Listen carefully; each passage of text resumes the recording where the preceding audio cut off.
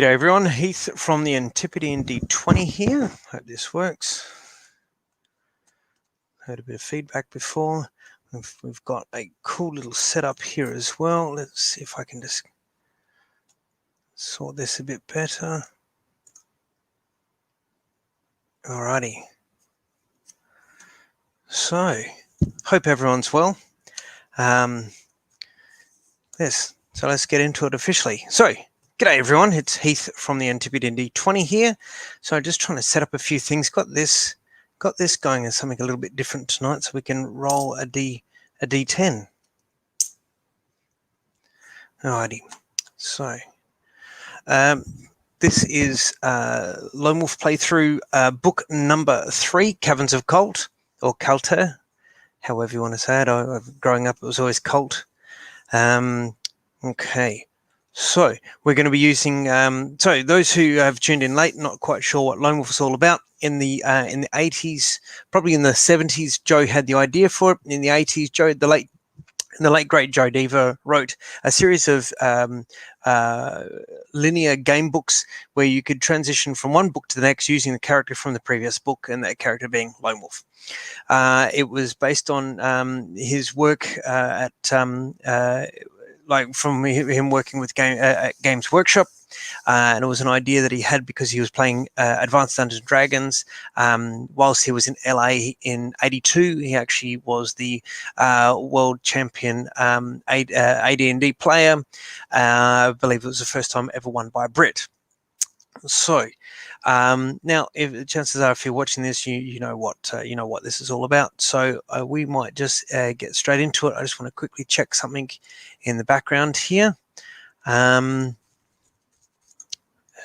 see. I'm just going to make sure that everything's up and going where it should be. It looks like it's good, because when you're a one-man show, you've got to really make sure, because there's nothing worse than getting right into something and then figuring out there's a problem.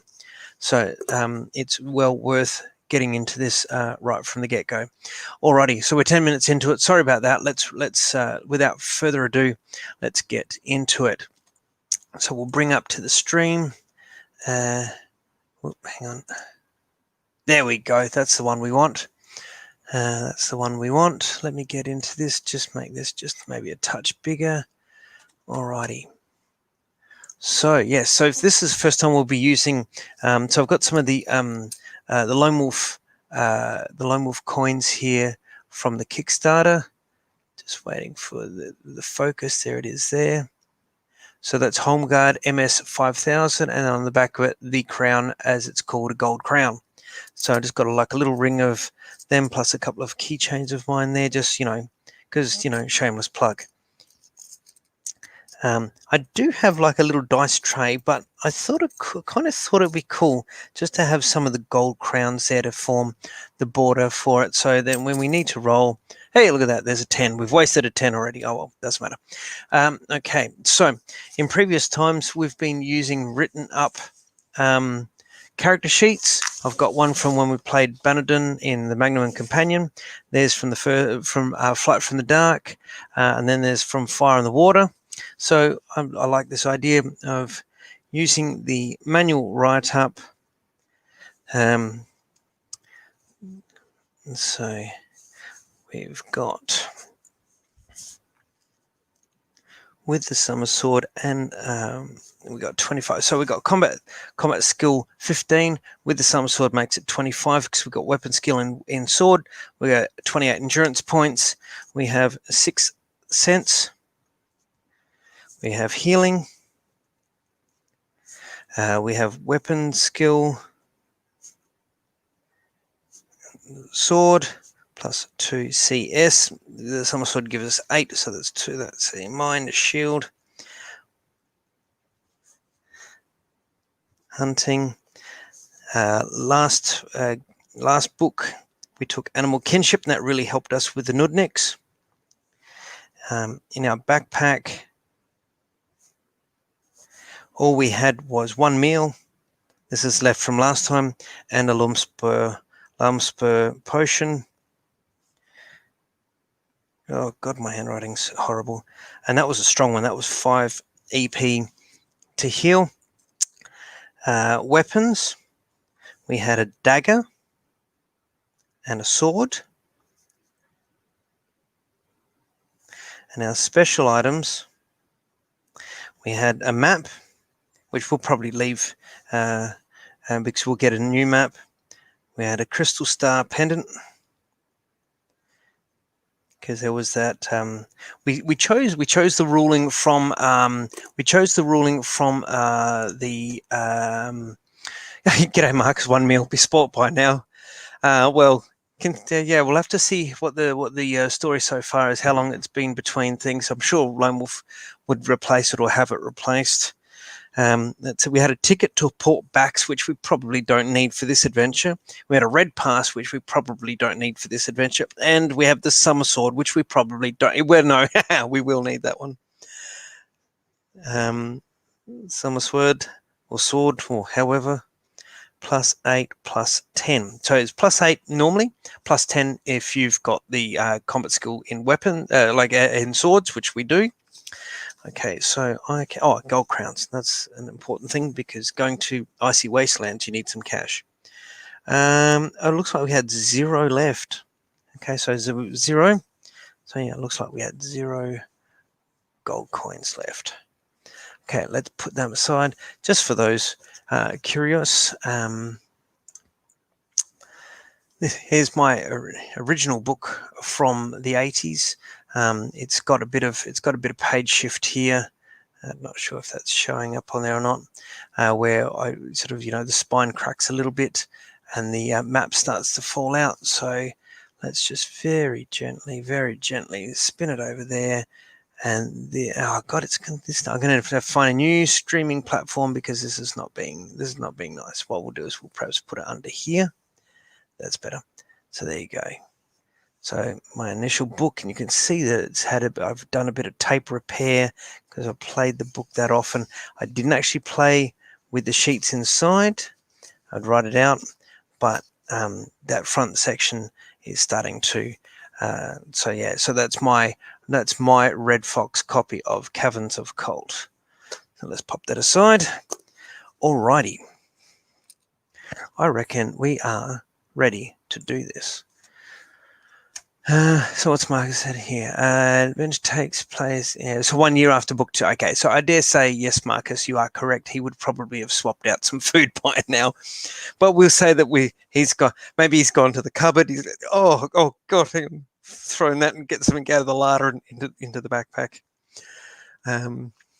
Alrighty, let us get into this. So bring that down here. Okay, you are Lone Wolf, last of the Kai Lords.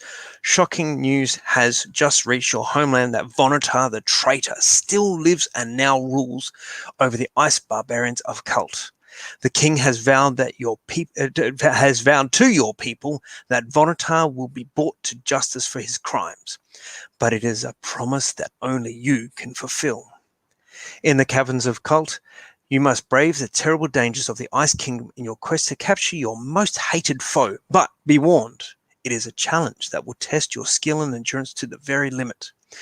Joe Dever, the creator of the best-selling Lone Wolf adventure books and novels, has achieved worldwide recognition in 3 creative fields: as an award-winning author of international renown, as an acclaimed musician and composer, and that is correct, look that up, and as a games designer specializing in role-playing games, also correct. Okay, now we'll spin over this just for a bit of expediency. As you can see there, 1977 found Dungeons & Dragons, 82 at Origins, became a world championship in Baltimore. There we go.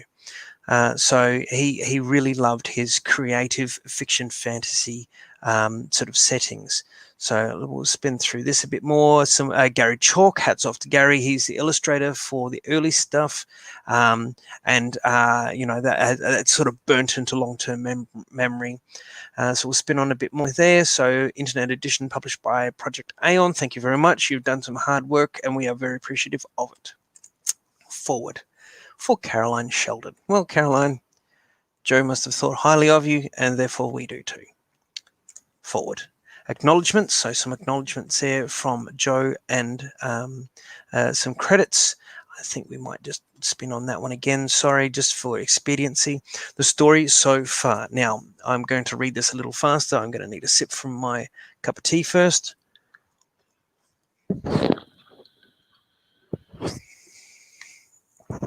Sorry about the drinking noises. Sometimes it's easier just to put your hand over the button there. So let's just pop that out. We don't need that just yet. I've had to hook it up to a cord, so it was down low battery. I didn't realize that, so I've managed to hook that up. Okay. In the northern land of Summerland, it has been the custom for many centuries to send children of the warrior lords to the monastery of Kai. There they were taught the skills and disciplines of their noble fathers.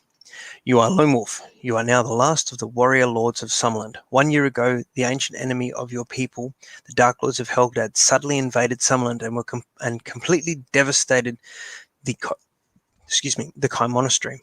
All of the Kai warriors were in attendance for the Feast of Feiman, and all, except you, were massacred. You fought your way to Holmgard, the capital of your country, where the king set you up on a desperate quest for help. Your mission was fraught with great danger, for Summerland had been betrayed by one of its own magicians, Vonotar the traitor. His agents sought to kill you at every opportunity, but your skill and strength defeated their evil aims. You returned to Holmgard at the head of a great fleet, the allies of Durinor, and destroyed the Dark Lord army that besieged your capital. Much of Summerland was ruined by the war. The rich farmlands were laid to waste and many towns were razed to the ground. But the Summerlanding are a tough people and were undaunted by the enormous task that lay ahead. They set about the rebuilding of war-torn Summerland with such determination that now, 1 year later, few of the scars of war remain visible. For the crucial part that you played in the victory, the king has bestowed upon you the rank and title of Freyol of Summerland, a rare honour for one so young. The ruins of the Kai Monastery and much of the surrounding lands are now Freiland, under your protection. Work to rebuild the monastery was about to commence when disturbing news from the north prompted the king to summon you to the capital. Many merchants returning from the summer trading expeditions to Kalte told of the fall of the Brummelmark, the leader of the ice barbarians. The description of the hunchback wizard who had succeeded the fierce Brummelmark fits only one man, Vonotar, the traitor. After the defeat of the Dark Lords, Vonotar escaped to the frozen waste of Kalte. He made his way to the ice fortress of Achaia, where, through deception, he tricked the cruel Brummelmark into adopting him as his magician. It was a mistake that was to cost the barbarian leader his fortress and his life. The news that Vonotar still lives spread like wildfire throughout Summerland. Thousands of Summerlandings surround the capital and demand that Vonotar be made to pay for his treachery. So great is the outcry that the king is obliged to promise that the evil traitor will be brought back to Holmgard and made to stand trial for his crimes. For you, Lone Wolf, the king's promise is the start of a quest that will pit you against a hated foe deep within the hostile Caverns of Kalte. Dun, dun, dun. Forward. Okay, game rules. Well, this is pretty easy. We'll keep it light. We'll buzz through. It basically tells you how to fight. We can do that. Blah, blah, blah, blah, blah. If you've completed previous adventures, which we have, carry over weapons and special items. Oh, it doesn't say anything about backpack items. Does it? You may have carried weapons, special items there. Well, I'm going to keep that meal in that lamb spur. Pretend we swapped out the meal for some food, some new food, something that's not a year old. Thanks, Marcus. You may choose one bonus Kai discipline to add to your action chart. Okay, so Kai disciplines. Now let's see if anyone has any ideas on what disciplines, this is the time to speak up. So I'm just going to put a comment here. Please feel free to comment on what we should do or choose in the chat. And let's pop that up there. Cool. Alrighty, let's go back. So I'm just going to zoom out one click. Okay, so We got 4 to choose from. So camouflage, hunting we have, sixth sense we have, tracking we don't have. So camouflage, tracking, healing we have, weapon skill we most definitely have, mind shield we have, mind blast we don't. So camouflage, tracking, mind blast, animal kinship we do have, mind over matter we don't.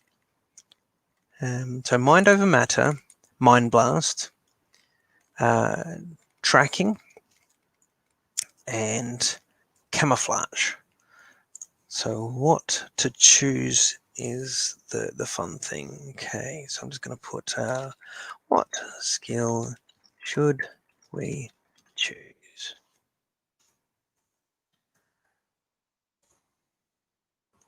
Let's pop that up there. Okay, so hang on, let's pop back into that one there. So camouflage. This discipline enables a Kylord to blend in with his surroundings in the countryside. He can hide undetected amongst trees and rocks and pass close to an enemy without being seen. In a town or city, enables him to look or sound like a native. Now, this can be very interesting to use in an icy area. So maybe we'll see. You know how hard it is it to look like snow. Hunting we have, tracking. This skill enables a Kylord to make the correct choice of a path in the wild, to discover the location of a person or object in a town or city, or and to read the secrets of footprints and or tracks. Also, I'm not sure, footprints out in the snow, fine, that could work. Which way to go in the wild is that could be a good thing. Tracking, so we'll keep that there. Mind shield we have, mind blast we don't. Using my, Volontar's going to have a few tricks up his sleeve. I'm not sure if the ice barbarians are able to use mind blast because we've got mind shield, but whether we can use that against them, possibly. We're told if a creature is immune. Oh, excuse me. Animal kinship we have mind over matter. Mastery of this discipline, not disciple. Discipline enables a Kylord to move small objects with his powers of concentration. So Mark's is saying we've got mind shield. I'm thinking maybe you mean mind blast. We've got healing. We don't have tracking. We don't have camouflage. We don't have mind blast. We don't have mind over matter. So maybe I can put that in there. Flash.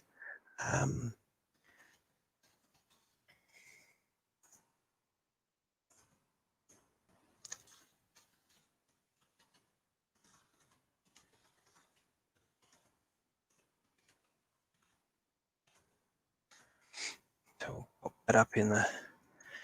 They're the 4 choices. Marcus is saying mind over matter. All right, we'll see if anyone. If I'm kind of with you there, Marcus. Mind over matter, I think could be a good thing.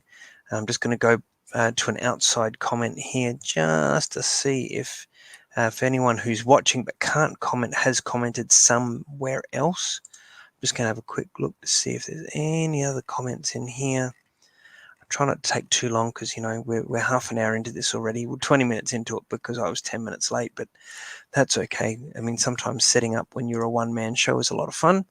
But so let's have a look here. All right. Well, you know what? Camouflage, tracking, mind blast, mind over matter. Marx said mind over matter. I do kind of like mind over matter. That's also always a pretty darn good thing. So let's go with Marcus. Marcus, you've won me over there. Let's go mind over matter. Mind over matter. All right. So we'll get back into that menu there. Okay, cool. Spin on. Okay, now we're using a random number table. So map of Kalte. So there it is there. Let's see. Oh, hang on, that's a bit big. So there's the map there. Let's back up one. Back up a couple, actually. Random number table. Let's go into... Where's overlays? Overlays. import that. Okay, we'll just import the map. You can kind of see it behind me. I've got it in my background here, but we'll bring it up as an overlay. There we are. So as you can see now, let's just drop that. Let's just drop that comment off for a second there because we've already picked it. Let's go back into that. So as you can see, so we in the bottom left there, Unscaven is where we leave from, and we're looking for now. I've always, not sure, Lejuk, Luke, Liuk, Lejuk. I mean, it could be Lejuk. Sounds French. Not sure if the the ice barbarians are French or not. maybe, who knows? But there we go. So top center is Achaia, the ice fortress. That's where we've got to go.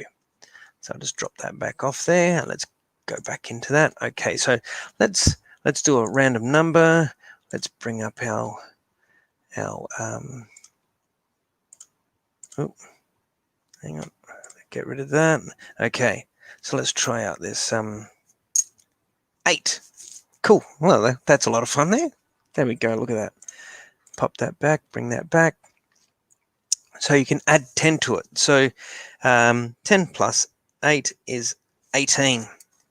Because not sure where we're going to spend gold crowns when we're in the wastelands of there. But anyway, okay. So you get to choose any of these 2 following. Okay, sword, short sword, padded leather waistcoat, spear, mace, warhammer, axe.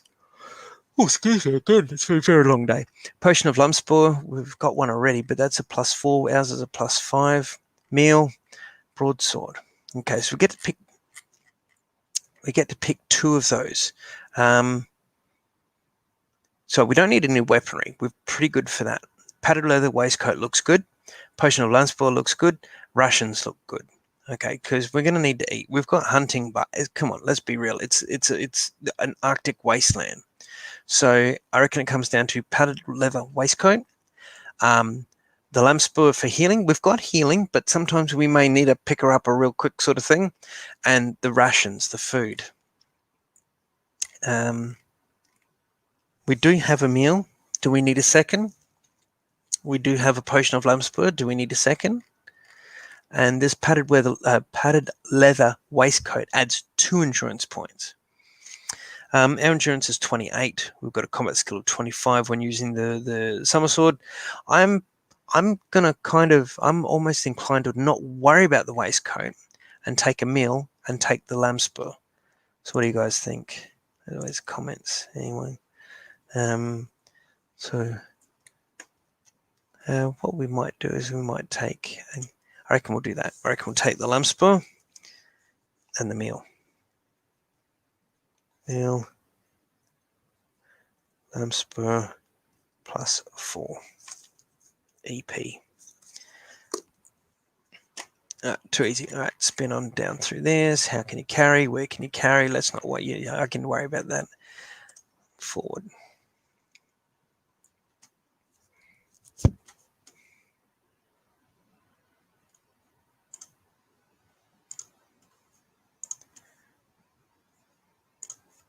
Alrighty.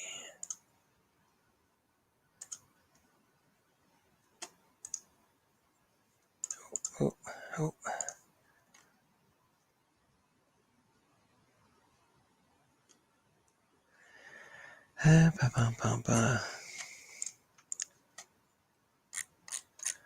Oh, sorry, hang on. I've clicked the wrong thing and I just need to get back to something. Oops.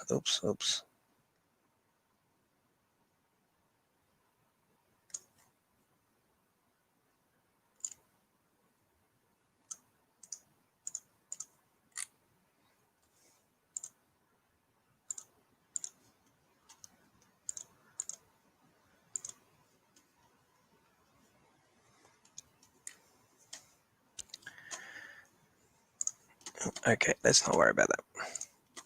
Alrighty, rules for combat. Now, fairly simple.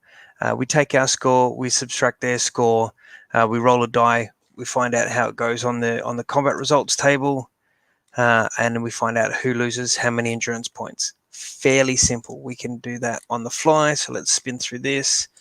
All right. So we are now a guardian because we've completed 2 books. We're an initiate, we're an aspirant, and now we're a guardian.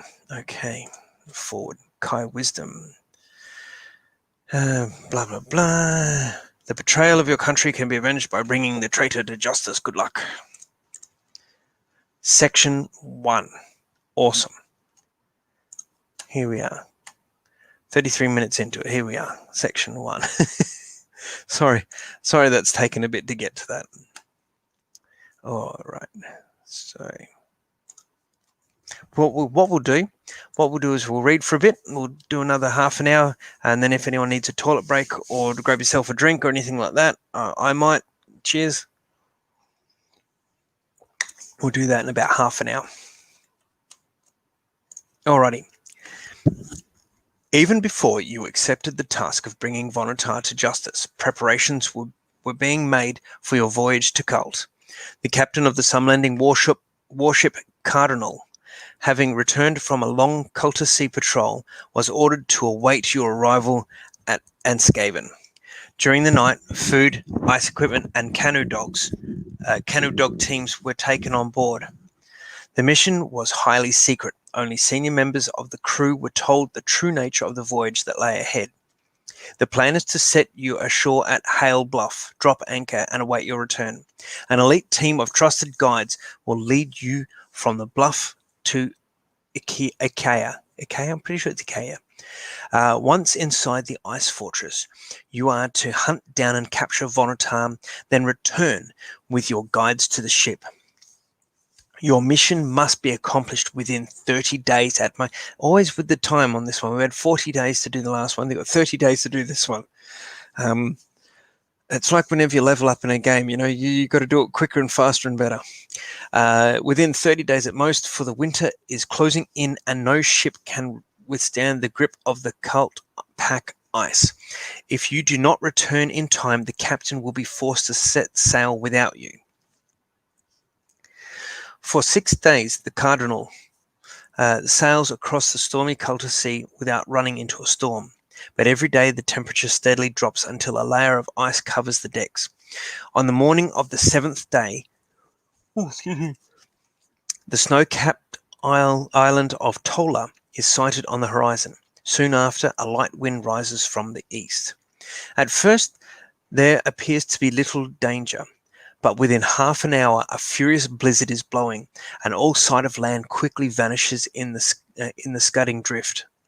All day the furious gale rages. Tremendous winds slice the tops of the huge grey waves, and water crashes over the deck's mass and rigging of the ship, freezing almost immediately into solid ice. The sides of the ship become several feet thick with sea water.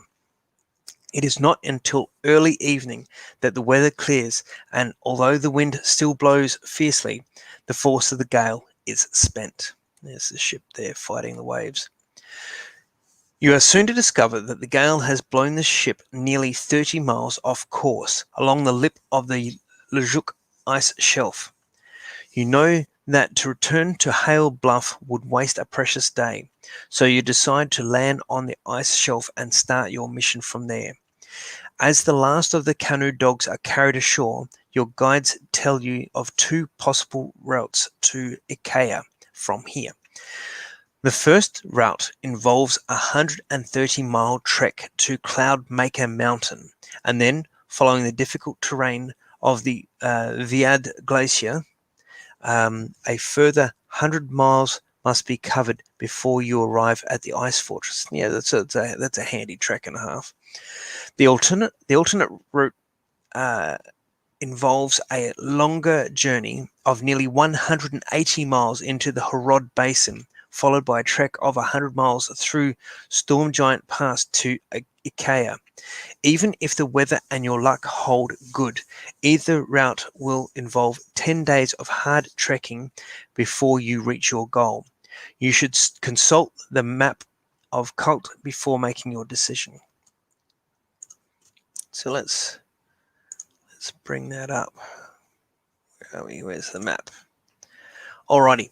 So we're basically, I don't know whether this is popping up on here or not. So we've either got to go through the ice shelf to Viad Mountains or the long way around, Harod Basin.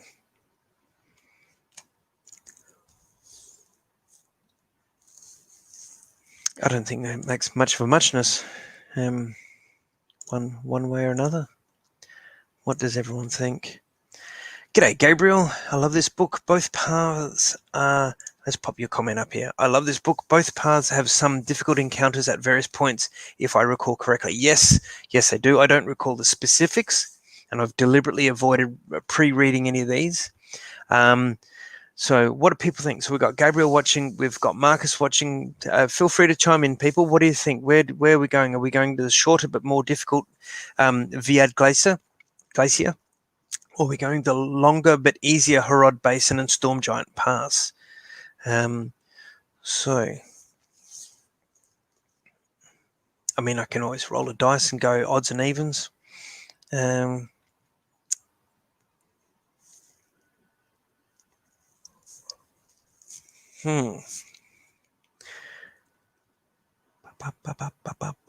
trying to remember what I did last time.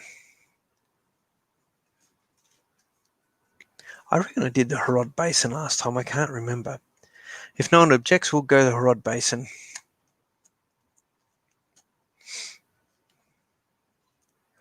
So what do you got there, Gabriel? Longaway, Storm Giant Pass is a far cooler name. Absolutely, that does it. Settled. Let's go the long way and go through Storm Giant Pass. Thank you, Gabriel. We'll go back to that. Okay, so we go to 237 or 273 rather. You are to travel to Ikea, I'm pretty sure it's Ikea, by sledge. 2 sledges have been loaded with enough food and equipment for the mission, each drawn by a team of 6 canoe dogs. This sturdy breed is native to Kalte, and they make ideal sledge dogs. Their thick, tawny coats and powerful chests, as well as their renowned vigor and enthusiasm, make them well suited to the harsh work ahead. Your 3 guides, Irian, Fenor, and Dice, are all experienced trappers. They are skilled at survival in this icy desert and have experienced its many unseen dangers. Once the dogs are in harness, you and Irian climb aboard your sledge and signal to the others to lead the way. Staring across the frozen expanse of the Lejuk ice shelf, you see the white glare of the Harod Basin edge. Ice blink, they call it, says Irian, his eyes glinting from deep inside the hood of his fur jacket. It is the reflection of the ice shelf. It looks no more than 4 miles away at most, but it's nearly 40. It's nearer 40 than 4. The air of Kalte can be very deceptive. The weather is bright and windless, and you make excellent progress on the first day. As darkness sets in, you decide to set up camp for the night. The sledges are drawn together, and the tent is erected in the salient away from the wind. If you have the Kai discipline of Sixth Sense, which we do, so let's click on that and have a look. You get an uneasy feeling that someone or something is watching you. You leave the tent and peer into the night for some sign of life, but the snow and the darkness hide everything. Reluctantly, you return to the tent and go to sleep with one hand by your weapon in case of surprise attack. Always good to be ready. 291. When you awake, you sense that something has changed. It takes nearly a minute to realize that the incessant howling of the night winds have ceased. It is a beautiful morning, says Irian cheerfully, his head appearing through the tent flap. You quickly climb out of your sleeping furs and stare out over the icy landscape. The Kalte air is fresh and clear. You see a strong mirage in the distance that seems to throw the land up much higher than it could possibly be. We should make it to the rock by nightfall, says Fenor, as busily he pulls a reluctant canoe dog into its harness. Best to make camp there tonight. The shelter is good. This far from the sea, a blizzard can whip across the shelf from nowhere in a few minutes. I've known trappers to be blown for miles if they're careless or unlucky enough to be caught out on the shelf with no cover. That day, the canoe dogs pulled strong and true, for the going is smooth across the ice shelf. By nightfall, you have reached the rock, a splinter of granite that has thrust through the ice shelf. Its curious shape reminds you of the King's Citadel in Holmgard. You make camp to the leeward side of the rock to avoid the worst of the night winds. So we get to roll a random number table here. I'm guessing it's just for like a random encounter during the night. If anyone has any preference for 0 to 4 or 5 to 9, otherwise I'll bring up and we can roll the dice. See if I can just lower this down just a touch. So just make it a little bit easier to read that number. Just a touch lower. There we go. That's better. Look at that. Alrighty. Let's roll. Autobots, roll out. Oh, hang on. Roll too far. Okay, what's that? That's a 5. Okay, so we got a 5. Get rid of that camera and we go to this. 220. The next day is bitterly cold. A strong wind from the west blows relentlessly as you steer your sledge towards the Harod Basin. The snow clogs your eyes and your lips crack and bleed. But by midday, you reach the edge of the basin. Irian and Dice's sledge arrives at the ice wall first, and they eagerly encourage you onwards. Without any warning, a great crack appears between the two sledges, opening with a tremendous roar until you are faced by a huge dark crevasse. Frantically, you pull on. Oh God, this has got suddenly really precarious. Frantically, you pull on the reins, but it is too late to prevent your canoe dog team from disappearing into the void. Oh no, poor doggies! Your sledge is left balancing on the edge of the crevasse, while the team of howling canoe dogs dangle helplessly in their harnesses below you. Very carefully, you risk a glance into the chasm. You see that the first 2 dogs have broken free and dropped over 150 feet to the ledge below. One of them appears to be dead. The other is badly injured and whimpers beside the still body of its comrade. Oh, poor doggies. Suddenly, a shudder jolts the sledge and you gasp with fright. If you wish to crawl with Fëanor to the rear of the sledge, turn to 146. If you decide to try and leap clear of the sledge onto the cracked ice, turn to 29.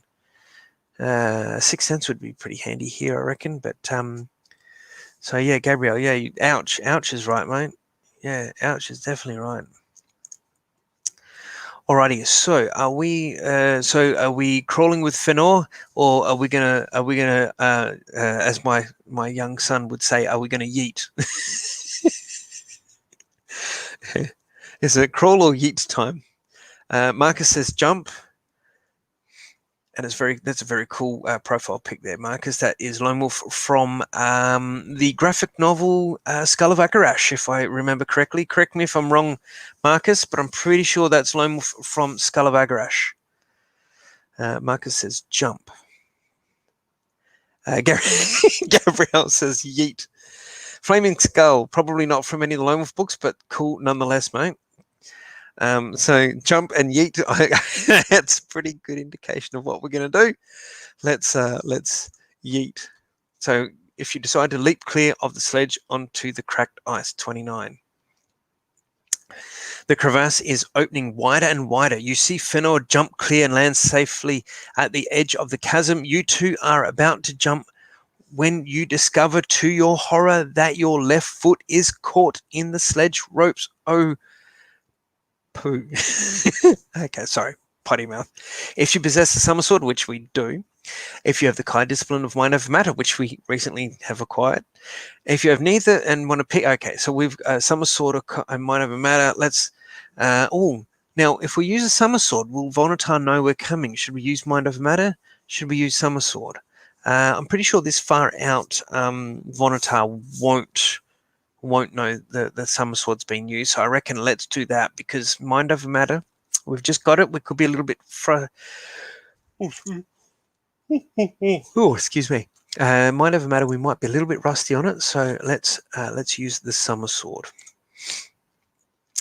You unsheath the golden sword and sever the ropes with one blow. Your foot is free and you leap from the sledge barely seconds before it disappears into the crevasse. Quickly, Fëanor runs to your side and pulls you away from the crumbling edge. You have lost your canoe dogs, your sledge, and your provisions. Glad we got that extra meal, but not your life. You both jump the widening gap and join the others. Wow. Okay, so we're now on foot. Great. Despite the loss of your equipment, your guides agree to continue the mission, even though they know that the hardships will now be far greater. In the distance, you can see a narrow basin at the edge of the ice shelf where it joins the Harad Basin. Oh, narrow passage at the edge of the ice shelf where it joins the Harad Basin. By nightfall, you have reached the shelter of this narrow pass, and you decide to set up camp. You make a check of the remaining food stores and realize that rations will have to be cut in half if you are all to reach Ikea. You lose 1 endurance point due to the small evening meal. Great, so we're cutting food in half because everyone's got to share. Yet we're sitting on 2 meals in our backpack. Well, let's not worry the others too much about that. We'll use it when we need it. So we are down to 27. So if I bring up the other stream for a second there, drop that out. So in here, so this is our combat skill here, 15, 25 when we're using the summer sword, endurance points, EP 28, and we've lost the point. So this area here I use as like temporary stuff. So 27 is what we're down to. So let's bring up that. Let's drop that out. What does Marcus say there? Lightsaber. He used a sword. Yes, indeed. Gabriel says, keeping them on the sly for yourself. Well, we just make sure that I know. It doesn't give the option that we can share them out, but anyway, if there's an option comes up where we get to share food with them, of course we will. Turn to 324. So now with healing, we get 1 point per non-combat section. So I'm just going to quickly zip down, quickly zip back up. There's no combat there. So I can change this 27 back up to 28. The next morning arrives bright and windless. The sun pierces the thin layer of cloud, bathing the east in a soft pink glow.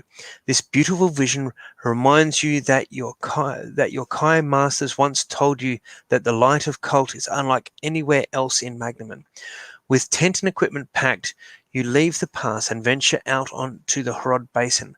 100 miles of open ice now lie between you and Storm Giant Pass. At first, the journey is easy. The basin has been worn smooth by the wind, and no crevices lurk unseen beneath the hard, dense snow.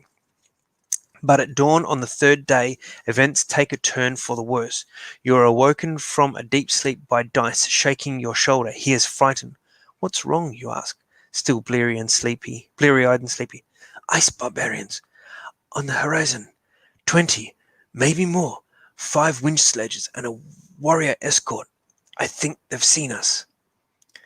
In an instant, you have all climbed out of your sleeping furs and begun to pack away the tent. Dice is correct. They are ice barbarians and they are heading towards you from the west. If they catch us, we are as good as dead, says Fëanor as he ties the last of the equipment to the sledge. The ice barbarians of Kalte are a fierce and warlike race of nomads. For thousands of years, they have traveled this icy wasteland, trapping furs and herding mammoths. Their only contact with the rest of Magnaman is through the trading post of Lejuk. In summer, where the coast around Lejuk is free from ice, they journey to trade their furs for weapons and tools, as there is no iron or wood in Kalte. They hate all except their own kind and kill anyone they find who dares to trespass in their icy domain. Well, that's not a good sign, is it? who trespass in their icy domain.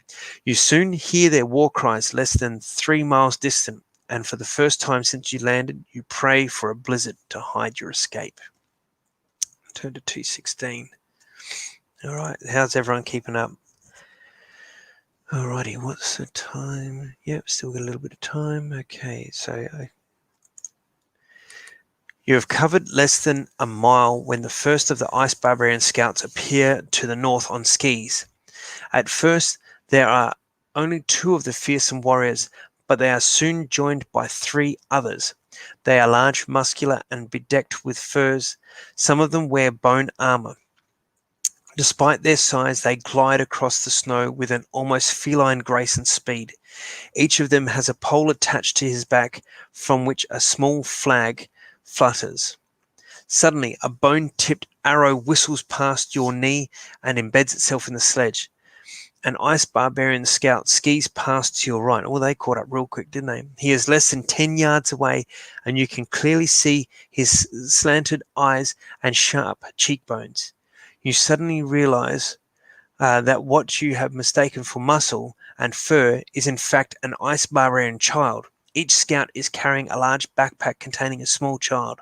These children are armed with small bone bows, and they fire a constant stream of arrows as their fathers ski nearer and nearer. Oh, okay, that's so you can see them there. Kid on the back, dad skiing, keeping it in the family. I wonder what the flag is. Doesn't really show what the flag is. You wouldn't have thought barbarians would have a standard, but that's cool. Everyone can fly their own flag. That's pretty cool. Okay. Suddenly, Irian falls, an arrow buried in his back. Uh-oh. Dice runs to his aid, but is shot down before he has taken a dozen steps. Oh, God, that's 2 of them. Fëanor is hit. An arrow passes straight through his throat. He bravely staggers on for nearly a minute before collapsing in the snow. You are on your own. Well, that just ruined the party real quick, didn't it? An Ice Barbarian scout skis past to your left and returns toward you head on. He has a spear under one arm, which is leveled at your chest. If you wish to fight the Ice Barbarian scout, turn there. If you wish to try and escape, well, if there's only him, he's going to harass us until we can get away. So maybe we do. Maybe we give him a shot. Okay, so basically we're fighting for 1 round. So we're going to fight him for 1 round. Okay, so let's bring that up. So we're going to need the dice. Okay, so his combat skill is 20, ours is 25. So combat ratio is -5. So we basically we go to table of contents, we go to combat results table. Oh no, it's not -5, it's 5, sorry, because it works in our favor. So the combat ratio is 5. So we go to this bottom one down here, and let's roll the dice. 2. Okay, so that's not the best. Okay, so 5. He loses 7. We lose 3. So he loses 7. We lose 3. So we're down to 25.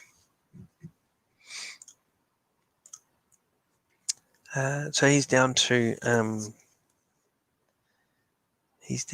21. If you sustained higher, no. If the barbarian loses more, yep. So he lost more. Your attack has caused the Ice Barbarian scout to lose his balance. He tumbles in a flurry of snow and broken skis. The fur-clad child rolls clear of his father's backpack and lies face downward in the snow less than 10 feet away. The Ice Barbarian scout is badly dazed by the fall, but is already attempting to stagger to his feet. If you wish to attack the Ice Barbarian scout before he has fully regained his senses, if you wish to grab the child as a hostage and try to escape, whoa. Okay, not quite the noble thing by doing the old grab the kid, but considering we've just lost everyone, maybe grabbing the kid to make a bit of an escape is possibly an okay idea at this stage. We don't. It's not quite the noble thing that Lone would do. What do you think, guys? Should we attack the ice barbarian, or should we grab the child? Now, keep in mind, if we attack the barbarian, this kid could go us as well, because they seem like if they've got a bow on their hand on the back in the backpack, they're at least combat trained somehow. I'm thinking maybe we'll grab the kid. What do people think? What if he chases you for the kid? Well, that's very true too, but this kind of painted us into a corner of what to do and what to use. Maybe we can hold the kid. Maybe it gives you a choice that you can hold the kid, kind of grab whatever you need, start the legate, then lose the kid and then run away real quick. Okay. Should we attack the ice barbarian? Should we grab the kid? Gabriel's saying, what if he chases you for the kid? Well, that's good too, yeah.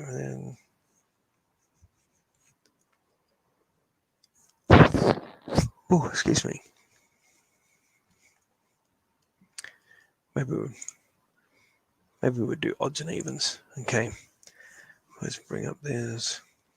Okay. Odds sounds good. Evil, I mean, but yes, good. Okay. I reckon evens for attack, odds for grab. That's a 3. That's an odd. So let's grab the kid.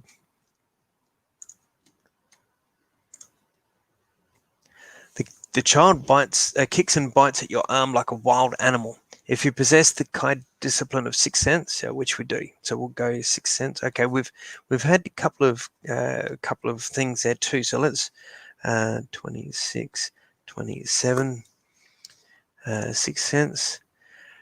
You can sense that the ice barbarian child has a bone dagger hidden in his boot. He is trying to reach it so he can attack you. Well, that's probably good. We didn't turn our back on the kid. Let's heal a point back up to 28. Forewarned by your Kai sense, turn to 320. Okay, you managed to hang on to the struggling child and remove a bone dagger from his boot to prevent him stabbing you in the back. I reckon the kid might have stabbed you if we had gone his old man. The ice barbarians have drawn themselves up into a circle around you, but they dare not attack while you are holding one of their children as a hostage. Holding the bone dagger to the child's throat. Hey, well, that went dark real quick.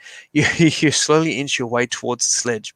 You soon realize that you will never be able to outdistance them on a loaded sledge. You have to think of something, and quickly. Okay, so there's the ice barbarian there on some skis with a kid in the back. We can see the little flag there. That's pretty cool. You can see more of him in the background there. If you wish to cut the equipment loose, free the ice barbarian child and escape on the unloaded sledge, 190. If you wish to cut loose the equipment but keep the boy with you as a hostage during your escape. No Sixth Sense on this one.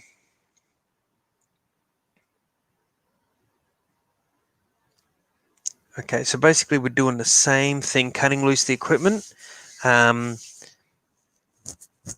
And we're either keeping him or ditching him. Kidnapping, yes, I know. What kind of a Kai Lord are we? Sometimes you got to do a little shady to get the job done. So are we gonna keep the kid, or are we gonna try and keep the kid, or are we gonna ditch the kid?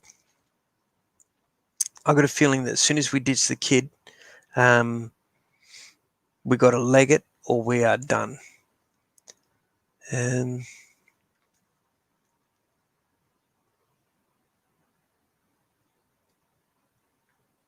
Let's try it. Let's keep the boy. Let's see what happens when we keep the boy.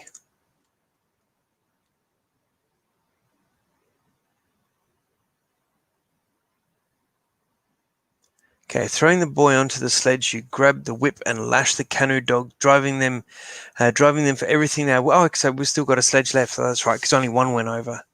The ice barbarian scouts immediately give chase, shouting to the boy in their strange cult language. You have covered less than 100 yards when the boy leaps from the sledge into a deep snowdrift.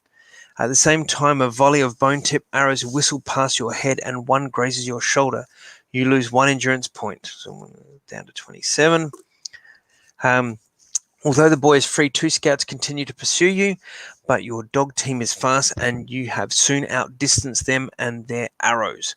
By nightfall, you reach the very edge of the Viad Mountains. These awesome granite mountains rise vertically out of the ice and snow. They will be impossible to cross on this cold and moonless night. A wind rising in the west heralds a night blizzard. You must find shelter or you will die of exposure.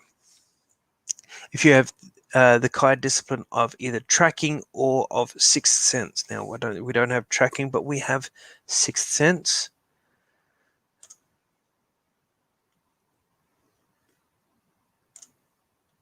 Go that. All right, let's recover 1 endurance point. Back up to 28. Your Kai discipline reveals to you that there is a network of caves less than a couple of 100 yards to the south. You abandon the sledge and search southwards. Okay, cool. You have explored only 100 yards of the rock face when you discover a large fissure, the entrance to a cave. In your eagerness to escape from the bitter wind, you quickly enter and in the darkness fail to notice a crevasse that divides this cave in two. In a tumble of ice and stone, you fall headfirst into the dark. Oh, well that's great, isn't it? Oops. Hope that's not done. I'm sure I can use the back tab on this Chrome window to get back to where we need to.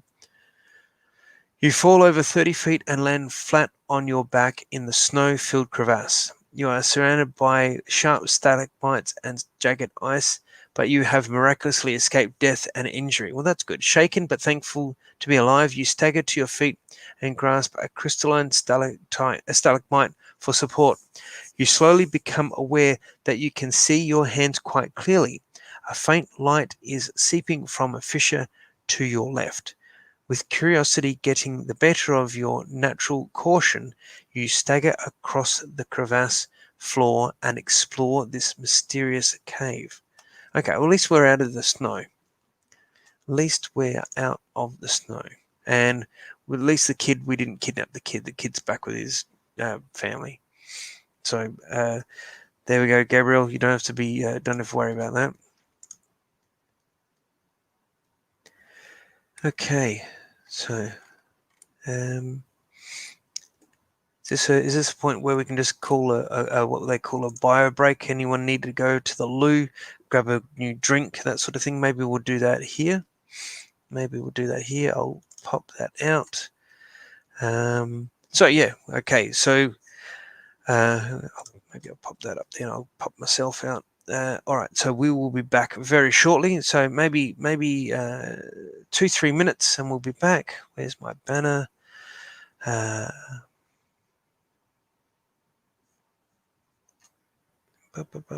just put back in 5 minutes. There we go. That's cool. Alrighty. So yeah, grab a drink, grab a break, and we'll be back in 5.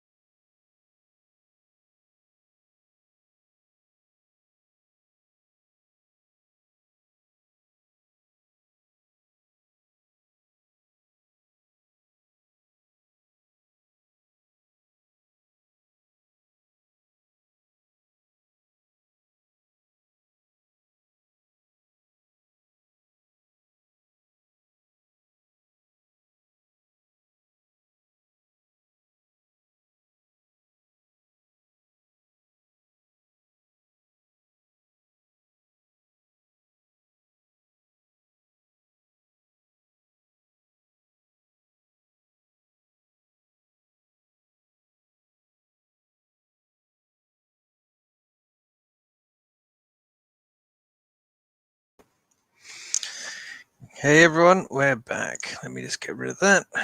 Alrighty, so I hope you got yourself a drink. I got a fresh cup of tea. I've also got some water because I was starting to get a little bit parched doing that then. Alrighty. So where did we get up to? Okay, so the ice barbarians set upon us. We lost our guys. We have one sledge, then we lost it, and we're down into a cavern.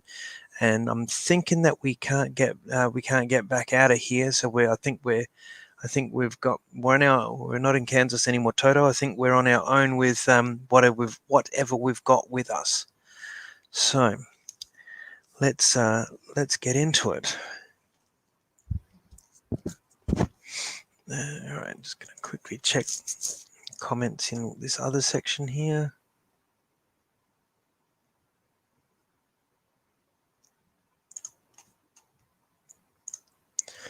All right, let's get into it. After a few hundred yards, you find yourself in a huge cavern that spreads out in all directions as far as the eye can see. You have entered the Caverns of Kalte and are now looking at an uncharted world that few Sumlending have ever seen. This massive underground labyrinth was constructed by the ancients many ages before the Sumlending set foot in Magnamund. Its wide avenues, temples, and arenas once echoed to the sounds of a race of creatures for whom the ice was a natural home. Malaya bowls still hang from the ceiling, bathing the caverns in their eternal light. You trek steadily northwards for nearly 6 hours until you arrive at the bank of a fast-flowing meltwater river. At least we're out of any blizzards. On the opposite bank, you see a tunnel leading off into the distance. You can find no apparent way of crossing the deep water except by using the ice floes bobbing up and down on the surface. By jumping from one ice floe to the next, you could get to the opposite bank, but it will not be easy. You will have to jump at least 3 of the icy slabs to reach the other side. Yeah, this is precarious. So roll a dice. If you have hunting, add 2. If your endurance points are less than 8, deduct. Okay, well, we've got 28 endurance, so we add 2 for hunting. So let's bring in our dice cam. Okay, so we roll the dice, we add 2, and we need a total of 4 or more because that -2 to +3 looks like it could not be good news. Oh, can't see that on there. So it rolled right across the mouse mat. So let's try that again. Oh, that landed there. So that's a 5. So that's clearly put us in the 4 to 11, 176. Running for the tunnel entrance, you quickly leave the icy river far behind. You follow the tunnel for countless hours as it bends its way northwards. It becomes impossible to recall what hour of the day it is. The perpetual half-light of these caverns never changes. Through fissures in the wall of the tunnel, you catch glimpses of other chambers, and you marvel at the sheer scale of the labyrinth. You are nearly asleep on your feet when you suddenly detect the aroma of cooked meat. Okay, so we're losing our mind now. The panic is set in. No. It is coming from a chamber just a few yards ahead to your right. You are very hungry and must soon eat. Yeah, we'll investigate the chamber. Let's have a look at what is going on. Oh, okay, that could be wrong. No take-backsies just yet. You can see 2 men in ragged clothes huddled together beside a fire that seems to be burning inside a small metal bowl. Over the flames, the skinned carcass of a small animal is roasting on a spit. The men are old and toothless, and they have a strange glint of madness in their slanted eyes. If you wish to approach them and ask for some food, if you wish to attack them, if you wish to ignore and continue the way, okay. What do you think, people? Are we attacking? Are we asking for some food? What are we going to do?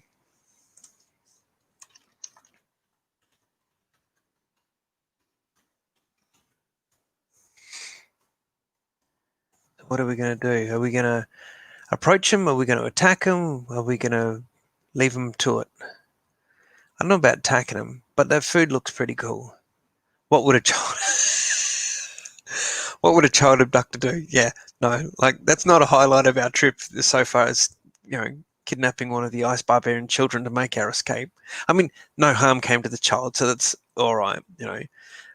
Someone who abducts a child would certainly, threaten some trouble. That's for sure. So I reckon maybe we talk to him. Gabrielle says, "Ask." Yeah, that's a cool move. That's what I was thinking. Maybe we ask them. Approach and ask. On seeing you enter, the two old men jump to their feet and flee from the chamber along the smaller passageway. Oops! Their screams of panic echo loudly throughout the caverns. You're very hungry and quickly consume the cooked animal, pausing only to spit out the bones. Frighten them off, and we're going to steal their food. You notice that the fire is burning in a strange half-spherical metal bowl. The other half of the sphere lies on the icy floor nearby, and you find that both halves fit perfectly. When you open it, you discover the fire still burns inside. If you wish to keep this fire sphere, place it inside your jacket and mark it on you as a special. Hell yeah, we'll keep it. Fire sphere. Must be an ancients thing if it still burns when you put the lid on it. So that's pretty cool. That's pretty cool. We have that. So okay, just bear with me 2 ticks.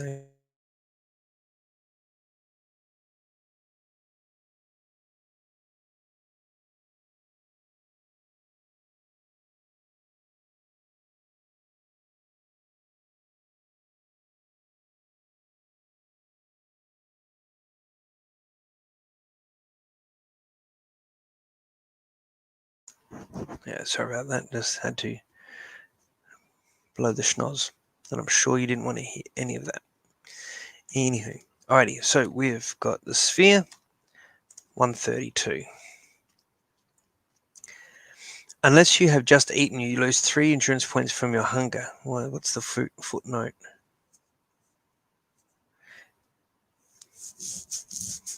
Collector's edition. If you currently possess enough food for 1 meal, you must now consume it to avoid this endurance point. I thought we just ate the chicken or whatever it was. Some KFC cult fried chicken. Well, it wasn't fried, it was fired. Cult fired chicken. Okay, presumably we've eaten that, we've moved along. So should we eat a meal or just suffer the hit point loss?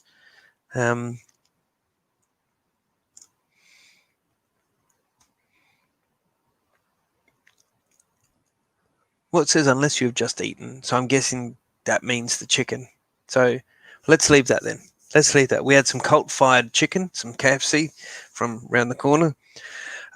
You continue along the tunnel for over a mile, but you soon become tired and stop to sleep. You awake feeling refreshed, but have no idea just how long you have been sleeping. The light of these caverns never changes, be it day or night, as we've found out from these Malaya bowls.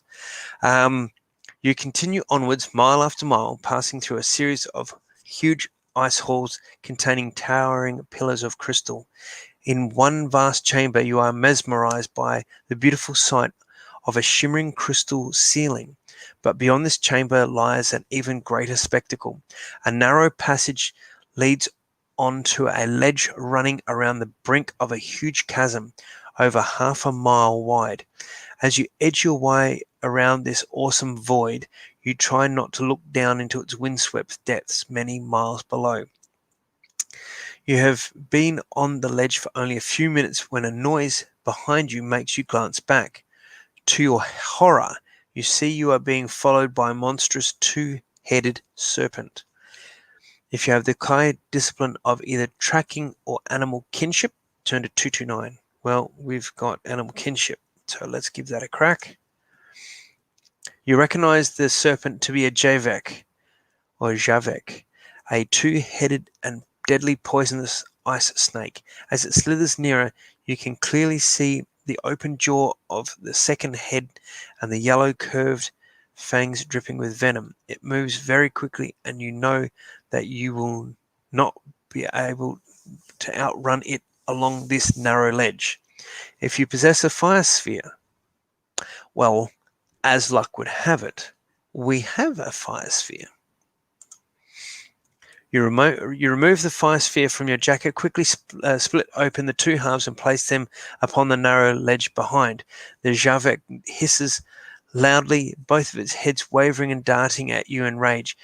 It is desperate to attack, but it will not approach the fire sphere. Instead, it attempts to slither round the flames, but the ledge is very narrow, no more than a foot wide. Why are we on this ledge a foot wide? I suppose that's the only way to go. It cannot pass without singeing itself. Eventually, angry but powerless, the strange reptile resigns itself to failure and disappears back along the ledge into the passageway beyond. You can now retrieve your fire sphere. Good. Glad we got it back. It seemed too cool to just to leave laying there.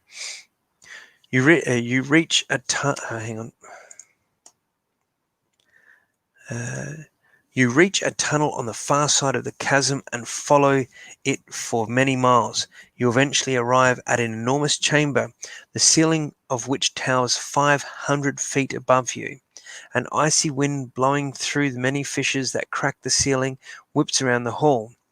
If you wish to search for a way of climbing up and out through the fissures, if you decide to press on and look for an exit on the far side of the hall.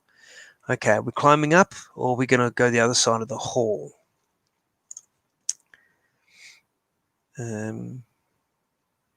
Yeah, that's very true. Like a minor spoiler, I did kind of know that the fire sphere we get to use later on as well. It's one of each book seems to have at least one or two special items that are called on in later books, which is really cool. It kind of gives you, if you came in later, say you came in book 8 or book 9, it gives you a bit of sort of incentive to go back and get book 1 through to whatever and to do them and then continue on that, knowing that, you know, that's an item. Usually it says if you have ever visited blah blah blah in a previous adventure, and that's usually a pretty good way of sort of getting people to go, oh yeah, let's go get that.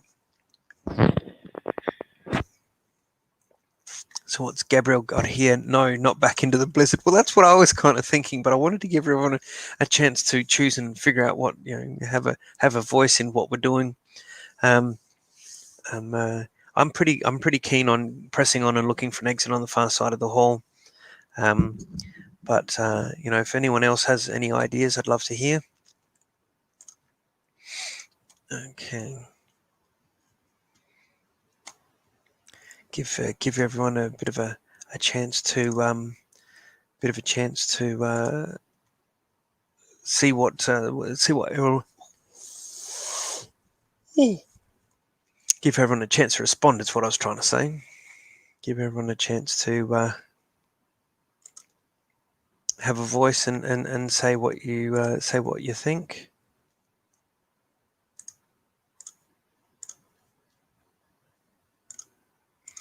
So, yes, climbing up and back out into the blizzard is probably not something I'd want to do either. It's not the best idea. Not the best idea in the world, that's for sure.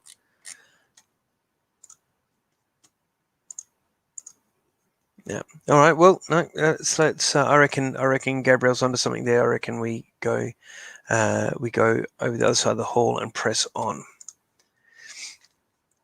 You discover a low passage that opens out into a cavern full of stalagmites. There are 2 exits in the opposite ice wall. Both disappear into darkness. In the snow around the entrances of both tunnels are many strange tracks. If you have the kind discipline of tracking, no, we don't. We took Mind Over Matter, that's right. Left tunnel or right tunnel? Left tunnel or right tunnel? Let's see. I'm gonna roll the dice on this. Hang on, let me bring up the dice cam.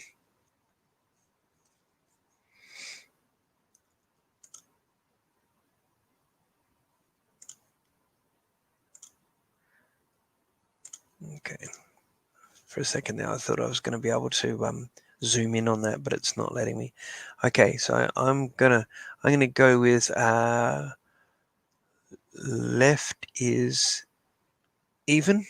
Left is even. Oh, that's not a roll. Left is even. Let's go to the left.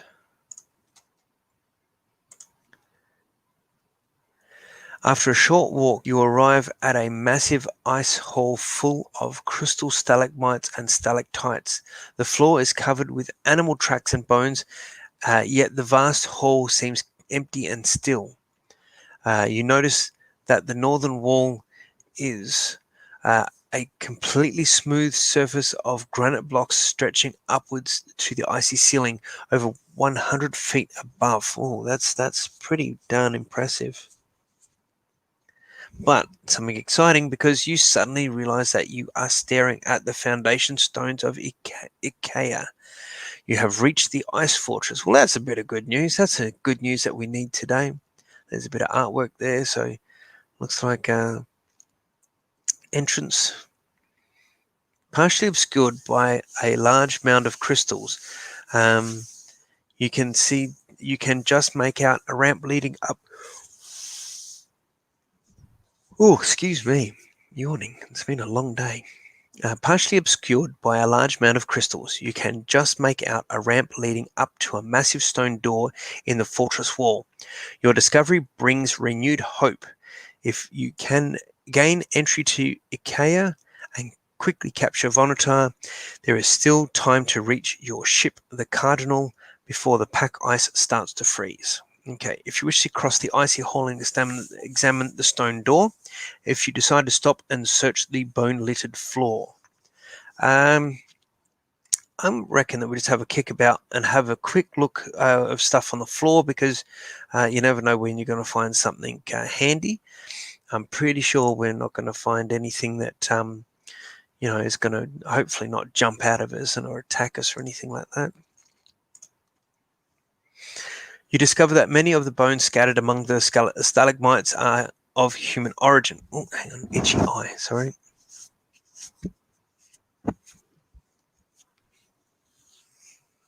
Oh, got the heater on here because it's winter here in Australia. For anyone watching from the UK, Europe, or US, or Canada, or somewhere where it's in the northern hemisphere and it's summer, it's winter down here. I've got the heater on, and although it's nice and warm, it's kind of blowing straight into my eyes and drying them out a bit. So dry eyes is not the best way to try and read, that's for sure.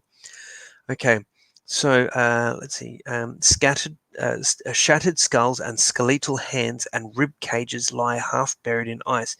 You are about to abandon your search when a small box made of carved bone catches your eye. Let's open the box. The bone box contains a beautiful diamond. Its many facets gleam and sparkle even in the dim half-light of the ice hall. In Summerlin, a jewel of this size and quality would be worth thousands of crowns. If you wish to keep the diamond, slip it in your pocket and mark it on your action chart as a special item. Diamond. Okay, diamond, cool. Special item, diamond. So, cool.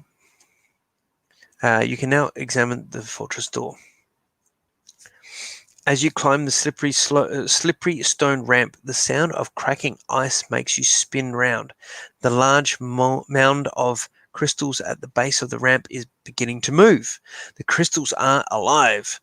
You stare in disbelief as the mound is transformed into a writhing mass of crystal coils. The coils unwind and the ice creature slithers towards you. Oh, great. Evade by running to the stone door or fight it.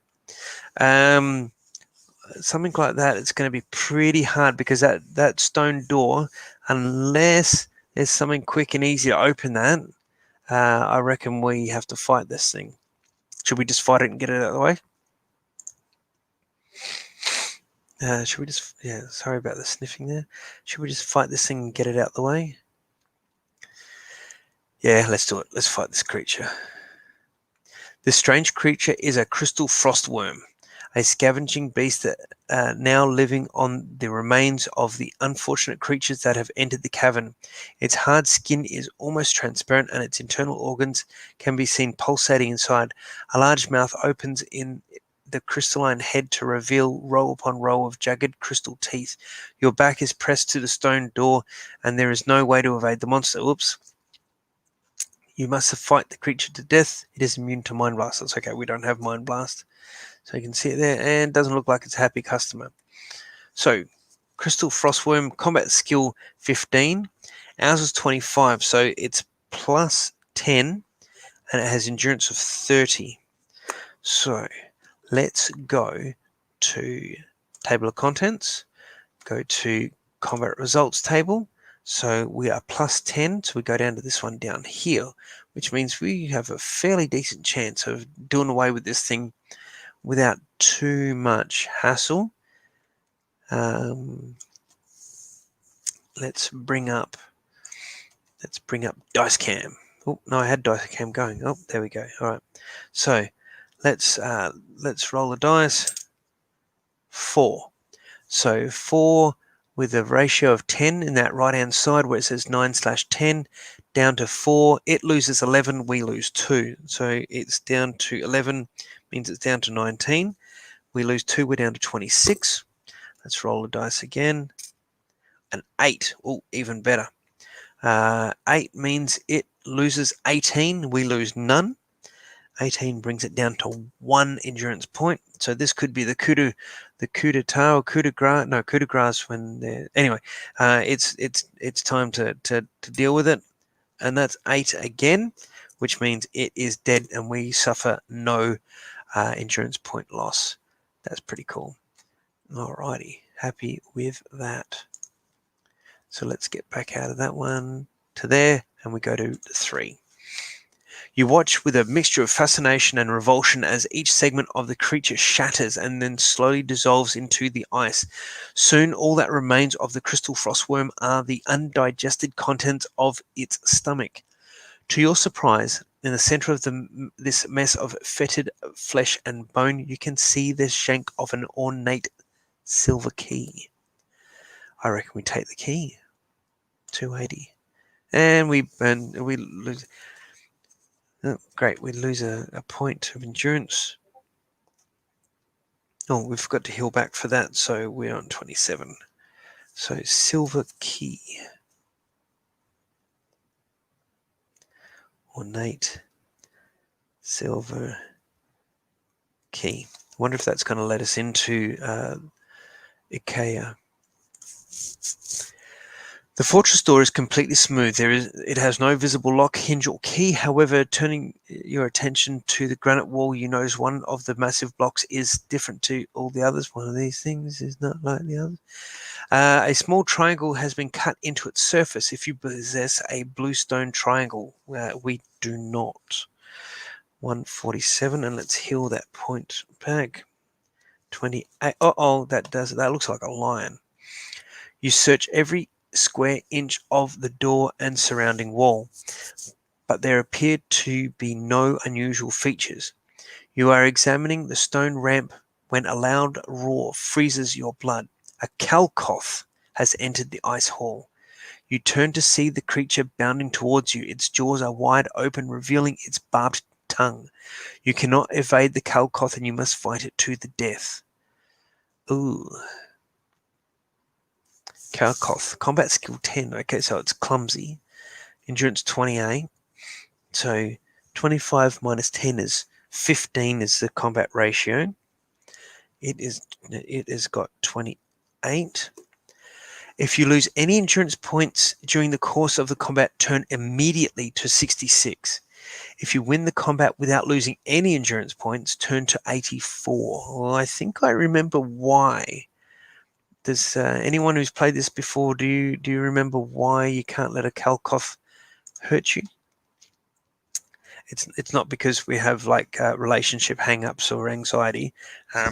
Physically, why can't a Kalkoth hurt you physically?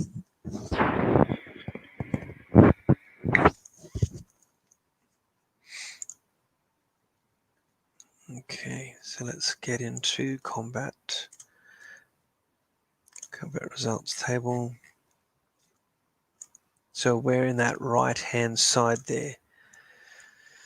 So we need to roll 7, 8, 9, or 10. Otherwise, we've got to turn to that page because it's given us 1 or 2 points of damage.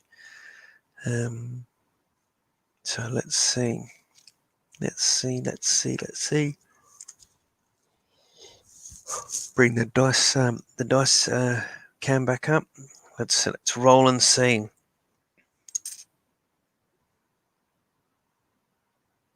Can anyone see what that is? Can anyone see what we're about to do? What's the worst possible thing I could have rolled? A 1. A 1. So yes, this thing does damage to us. It loses 9. We lose 3. But I got a feeling that Gabriel could be right. The barb of a Kalkoth's tongue holds a powerful venom with which it paralyzes its victims before devouring them. The venom takes only a few seconds to act. Stung by the barb, you quickly fade into unconsciousness. It is a sleep from which there are no awakenings. There will be no awakening. Your life and mission end here. Oh, well, dang. Okay. I call shenanigans and I call do-over. Because otherwise I'm not going to go back to... I'm just going to go back to this. I'm not going to go right back to the start. Let's go table of contents. Let's go combat results. And let's roll that again. So, Gabriel, yes, you are correct. It is indeed venomous. So let's roll, and let's roll high. No, 4 is not going to do any bueno. So let's try that again. 9. 9 does it. Look at that. 9 means K for automatically killed. Haha, yes, because we are that good. It only took us it only took us 2 attempts to get it done. But that's cool. Okay, 84. You notice that the Kalkoth has a blue triangle of stone on a chain around its neck. Suddenly you realize the significance of this strange amulet. Grabbing the blue stone, you race back to the fortress door and press it into the wall recess. It is a perfect fit. You may record this special item as a blue stone triangle which you wear around your neck. Blue stone triangle. So we've got a few things now. We've got a few things going on now. So let's have a look here. On our special items. So we have the map of Kalte. We have the crystal star pendant. We have the summer sword. We can't be leaving that behind. We've got a fire sphere, a diamond, a ornate silver key, and a blue stone triangle. We're rich, even without that diamond. Okay. You become aware of a faint tremor running through the ledge on which you are standing, followed by the grinding noise of stone upon stone. The door opens, but it has only opened 3 feet when there is a loud crack and it starts to close. Without a second's hesitation, you dive into the fortress and hear the massive door crash shut behind you.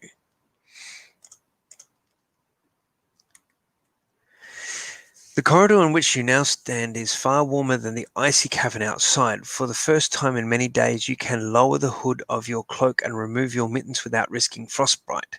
You notice that the stone passage ascends to a landing where another passage branches off to the east. Malaya bowls hang at regular intervals along the arched ceiling, their unnatural light illuminating the carved walls. As you approach the landing, you notice an archway leading into a small room beyond. A strange sight meets your eyes. Ragged furs, pottery shards, and the debris of hundreds of years seem to be thrown into this chamber. A large lever protrudes from the wall beside the archway. If you wish to enter the room and investigate its contents, if you wish to pull a lever, you wish to explore eastward. Are we going to go room, lever, or passage? Let's see. What do you think, people? Room, lever, or passage?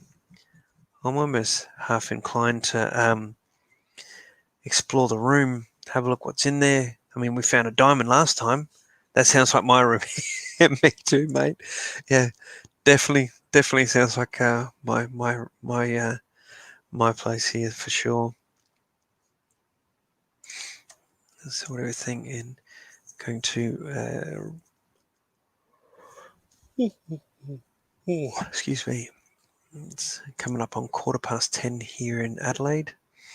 Please, I'd like to thank you for joining me, and I'd like you to please excuse my yawning because it has been a very long day. I'm happy to do this. It's International Gamebook Day today. They've picked today because it was the release. It's the release date back in the day of one of the first Fighting Fantasy books, which is kind of cool. I believe Joe Diva used to work with the guys who started Fighting Fantasy. So it's all very happy fun. It's all very happy fun and cool times ahead. Yes, Gabriel says let's exploring is always fun. The room, I mean, which is yeah, let's do that. There's not a chance. A good dungeon bash, you got to explore everywhere. After 10 minutes of searching the room, you discover an old fur backpack and a long coil of rope. You may take the backpack if you don't already have one, which we do. The rope counts as 2 backpack items. So that's cool. Rope, 2 items. Okay, finally satisfied there is nothing else of value in this junk-filled room, you leave and continue your exploration along the East Passage.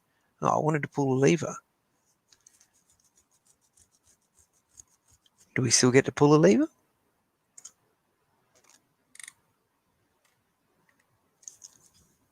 Oh man, what was that lever? That's going to bug me now.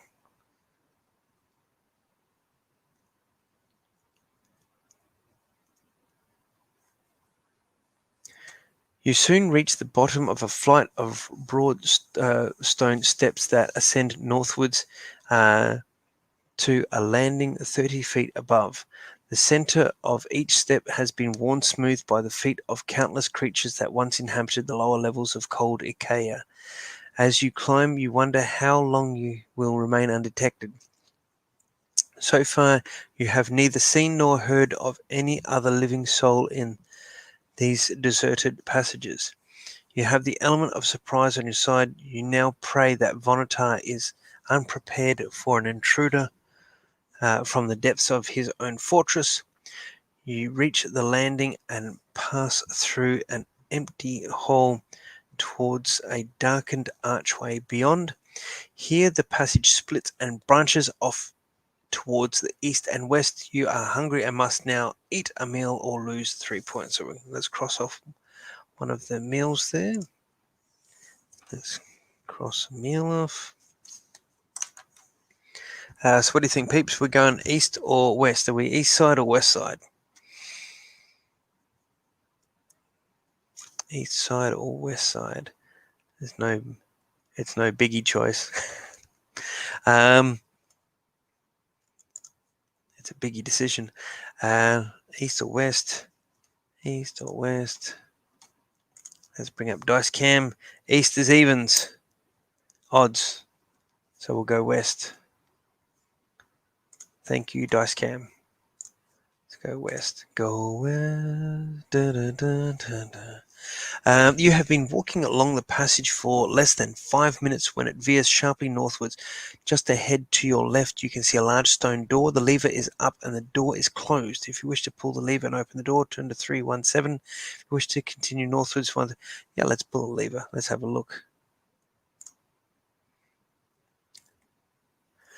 The stone portal creaks open but grinds to an abrupt halt halfway across. The gap is a little over 2 feet wide, and you are only just able to squeeze through to the chamber beyond.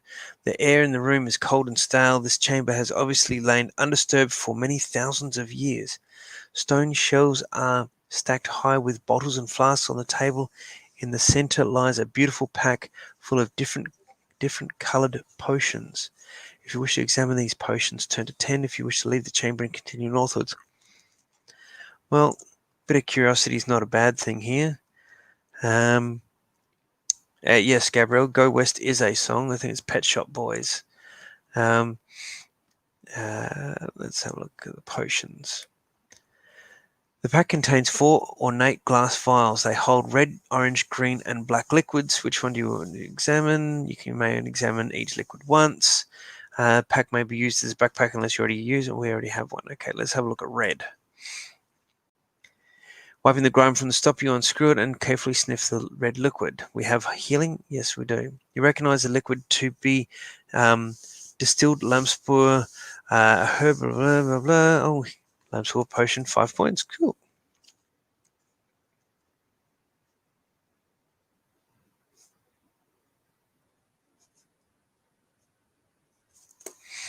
Keep that. Return to 10. Orange. Let's have a look at orange. Violent stopper is jammed. You'll have to take great care not to break the slender glass neck. It gradually loosens and you sniff the orange liquid. If you have the Kaya discipline of 6th sense or weapon skill, which we do. Potion to be distilled Aletha, a potion of strength. Your Kai masters use Aletha to increase their combat skill, blah, blah, blah. Increase your combat skill by 4 for 1 combat. Okay, yeah, cool, cool. We'll take that, thank you.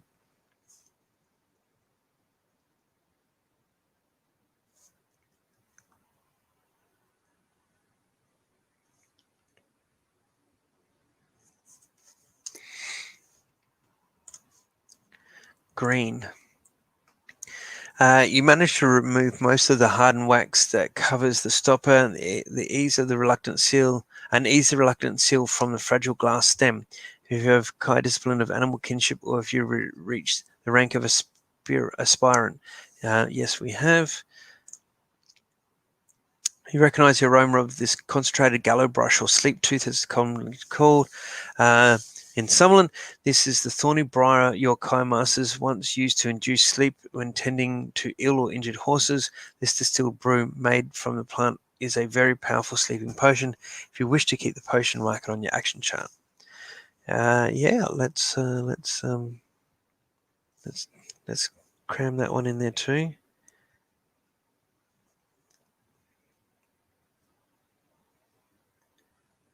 Gallow brush, sleep tooth, potion. Now, if memory serves, action chart, where is backpack? 8 items. We are now at our limit for our 8 backpack items. Our village people covered by Pet Shop Boys. Yeah, cool. I knew Pet Shop Boys did it, but then I wasn't sure whether that was actually their song or not. Black. The stopper is sealed with wax. If you wish to break the seal, you must risk smashing the thin glass of the vial. If you wish to attempt to break the seal, yeah, we'll break it. The glass is very delicate and it takes all your concentration and skill to avoid smashing the stem. If you have Mind Over Matter or Mind Blast, we've got Mind Over Matter, add 3 to it. So let's bring up Dice Cam. 8. So that's good. We've done that. Okay, you managed to crack the seal in exactly the right place and thereby avoid smashing the thin glass stem. The vapor rising from the black liquid is sharp and pungent. If you have ever visited the graveyard of the ancients, did we visit the graveyard of the ancients in book 1? I honestly can't remember if we did or we went the other way around. I kind of think we did, but I can't be 100%. I think we did, but I can't be 100% on that.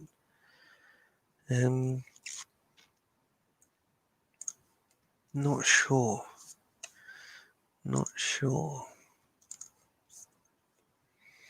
Do I have some notes here on whether we did or not?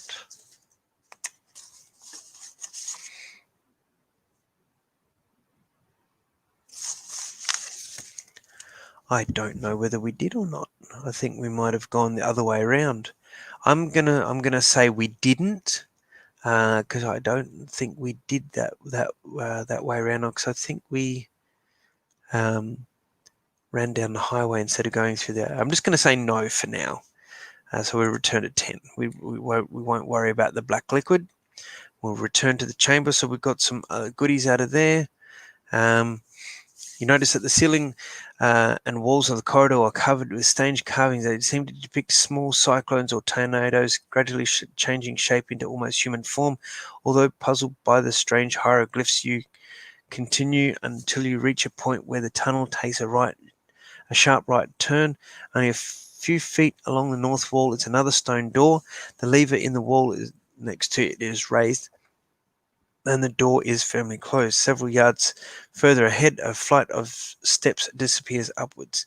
If you wish to investigate the door, excuse me, you depress the lever, and the stone door slides aside to reveal a large chamber. It is cold, stale, and empty, except for a granite chest lying near the east wall. If you wish to make a closer examination of the chest, let's have a look at it. The faces of grotesque and distorted creatures adorn the surfaces of the chest. Their obscene expressions and unnatural proportions make you shudder with revulsion. Set into the center of the lid is a large stone block carved with a hideous face, the mouth of which is shaped around a keyhole, as you can see there. If you possess an ornate silver kit, well, we do actually.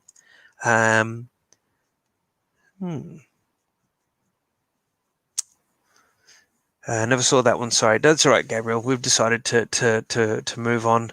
We've found this thing. We've got the key. It doesn't give a choice. It says if you possess it, if you do not possess it. So I guess we're using it. So I guess we're using it. Click. You insert the key and turn it clockwise. A click confirms that it works. Slowly, the shank of the key slips from your grip and disappears into the lock. The great stone lid opens to reveal a magnificent silver helm. Remember to erase the ornate silver key from your action chart. Let's erase the key. If you have the Kai discipline of, look at that helmet, that's pretty cool. Got like a dragon or something on top and a little faceplate there. If you have the Kai discipline of Sixth Sense, if you wish to put this splendid helm on your head, if you decide to leave the helm where it is, you can explore the stairs. Well, we've got Sixth Sense, so let's use that. Let's try it. You sense that this helm has magical properties that can aid you in combat. You detect no evil surrounding this item or the stone chest in which it lies. If you wish to take this helm and put it on, turn to 3 here. Yeah. Let's chuck this helmet on.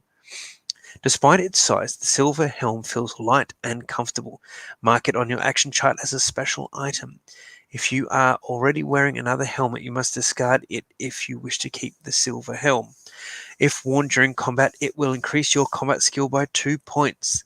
The lid of the chest slowly closes and you leave the chamber elated by your magnificent discovery.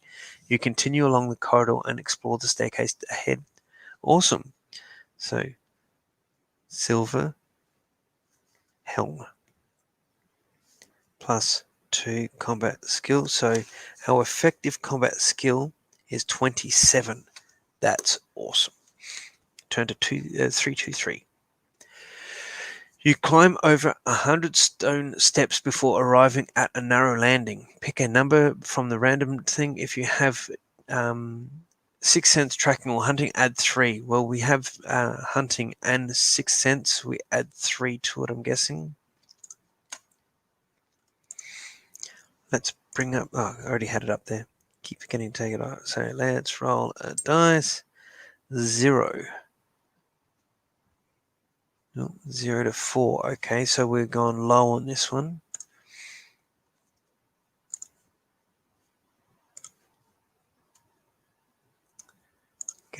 Going low. You continue upwards until you reach a narrow stone door. Like the other doors you have seen so far, it is controlled by a wall lever. This door also has a small spy hole cut into its center. Carefully placing your eye to the aperture, you peer into the small room beyond. There, lying on the floor of the cell, are 3 sleeping doom wolves.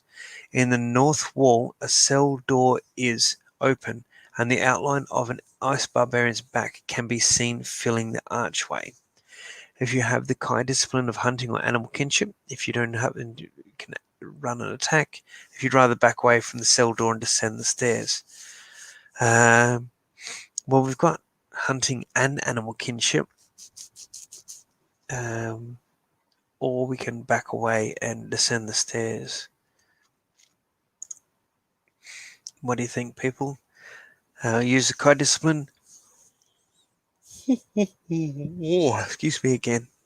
We're going to use the Kai discipline, or we're going to back away.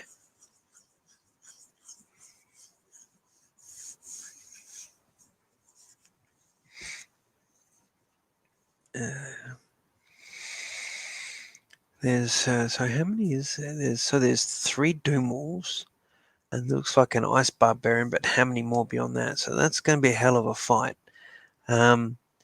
Yesterday kinship.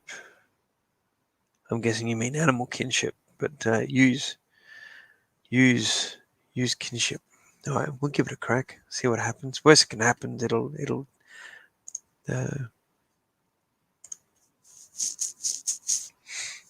You sense that the Doom Wolves are sleeping deeply. There is a chance that you can slip past them, overpower the Ice Barbarian guard, and close the cell door before they awake. However, you know that this is very risky and the odds are against you. If you are brave enough to enter a cell full of Doom Wolves, if you do not want to take the risk, you must leave and descend the stairs. I'm almost tempted just because we're so close to the goal. You don't want to tip your hand. You don't want to have people know that you're there before you need to let them know that you're there. This is the first time I've come up against a larger crew. I'm almost tempted to say let's just back away, because maybe this way we'll back away. We'll have a look what else, and if it gives us the option to come back here if there's no others, well then we'll do it then. How does everyone feel about that? We'll try in a moment. Yeah, let's back away. Let's put that one on the back burner. Okay, let's have a look. As you reach the landing below, you stumble and graze your leg. Sprawled on the stone steps, you notice a gap in the left wall. A door has been cunningly concealed by the intricate carvings. Looking more closely, you see a small lever, which you quickly pull. Okay, we're not given a choice, so we'll just go with it. The stone door moves slowly to one side. It reveals a narrow archway that is full of billowing and swirling mist, hiding whatever it is that lurks beyond. You notice a severe drop in temperature.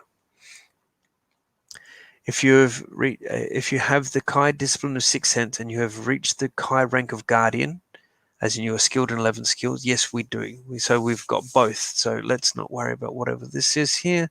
Let's go to that one. You can sense the presence of a powerful life force beyond the misty arch. As you concentrate, you suddenly recall a tale told to you when you were a small child, the legend of the legend of the Vagadin Gate. It was a tale of ice demons and how they once fought a war to be able to leave their world and come to Kalte. They were formless creatures without shape or substance and existed as pure energy in another dimension beyond the confines of space and time. The ice demons discovered the Vagadin Gate, a sort of door between their world and Magnum. They fought each other to enter this gate, unaware of the fate that awaited them. The ancients had also discovered the gate. As the ice demons passed through the Vagadin, their spirits were imprisoned in crystals by the cunning ancients, who harnessed the power of the ice demons to build Ikea.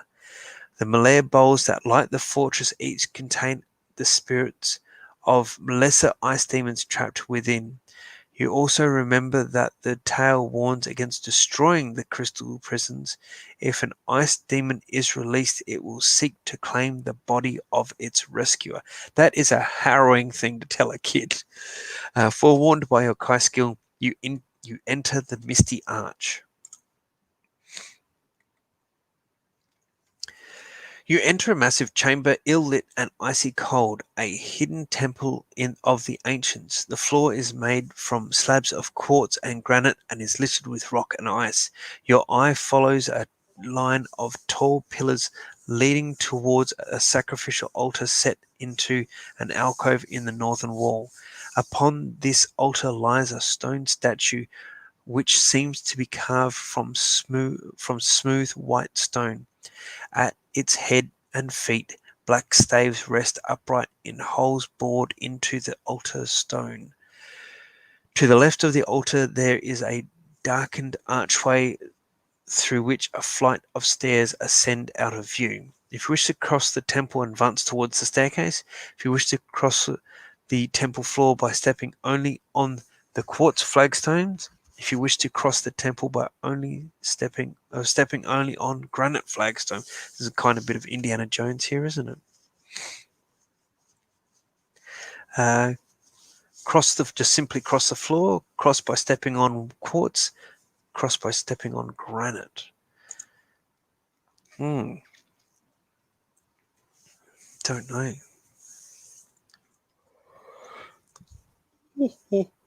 Excuse me. Oh, excuse me. Drinking noises.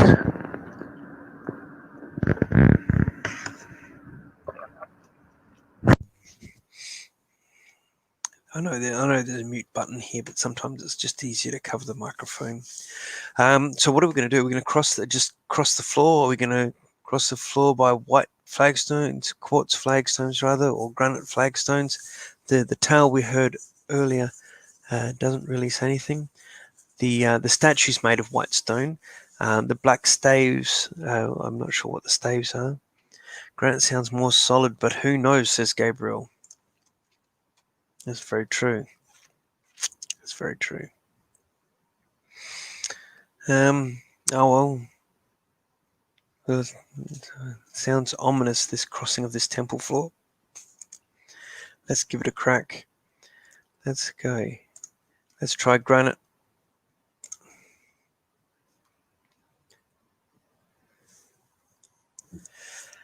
You carefully make your way across the temple floor until you are standing next to the altar.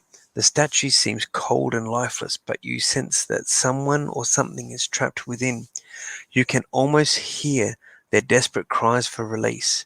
If you wish to strike the statue with a weapon, turn to 150. If you do not possess a weapon, or if you wish to leave the temple, head towards the northern archway by turning. Should we smash this thing, or should we not?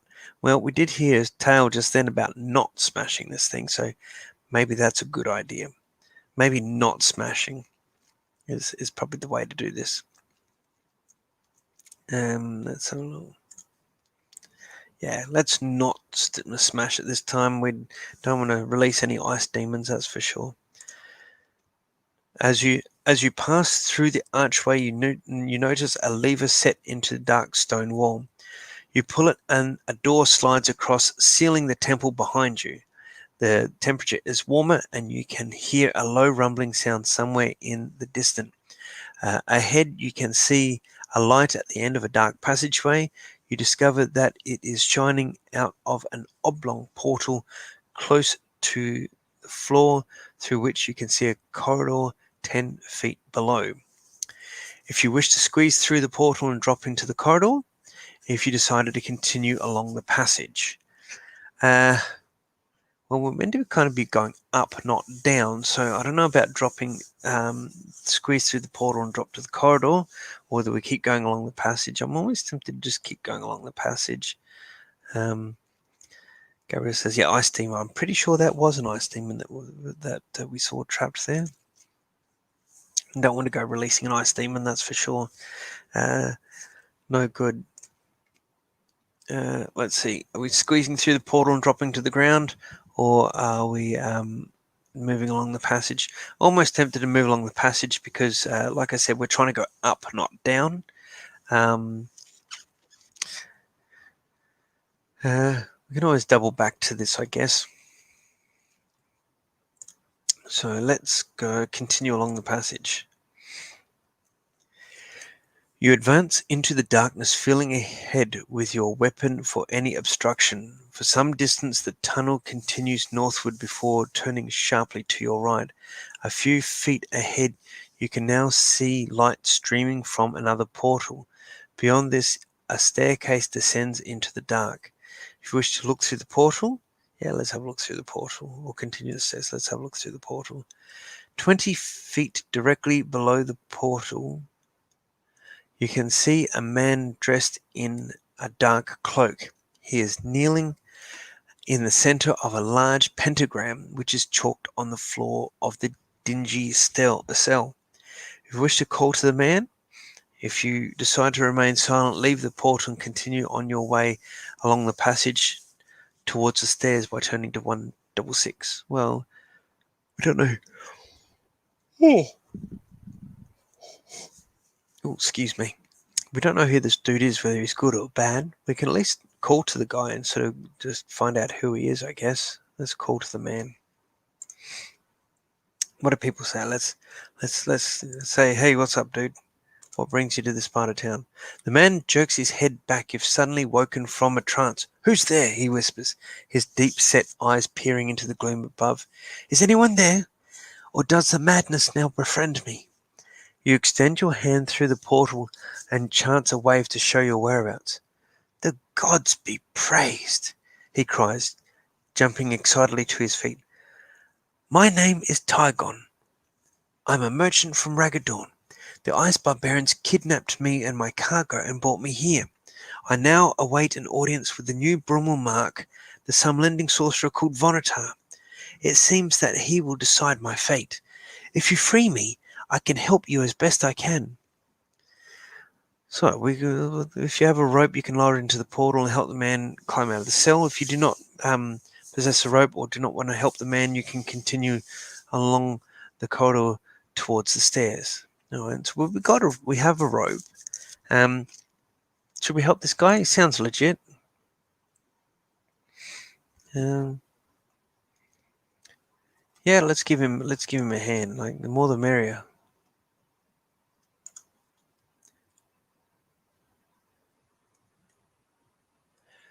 In spite of his frail physique, the man climbs with surprising speed and dexterity. You pull him through the portal and retrieve your rope. The stairs, he says, pointing into the darkness. Our escape lies that way, but you had best take the lead. My eyes ail me. I have suffered the snow blindness, and my vision is just a blur. You pack your rope and lead the way along the passage. You are about to descend the stairs when a pair of skeletal hands close around your throat from behind. Uh-oh. A hideous cry betrays the merchant's true identity. Here's a Helgar, great. Here's a Helgarsk, a deadly shape-changing servant of the Dark Lords, and he has tricked you into releasing him from his cell. He is intent on murdering you. Oh, lovely. You desperately gasp for air as the skeletal fingers tear and burn at your throat. You lose 6 endurance points. Oh, goody. So we're down to 22. These things are tough too. If you are still alive, you can break free from his steely grip. You must now fight this creature to death. Due to the surprise of the Helgas attack and the injury it has inflicted on your throat, you are unable to swallow any potions prior to the combat. If you possess the summer sword, turn to 99. If you do not possess it, well, we do. Let's bust this bad boy out and use it. As you draw your mighty blade, a golden glow illuminates the darkness of the passage. The Helgas shrieks and steps back, its eyes glowing red with hatred and fear.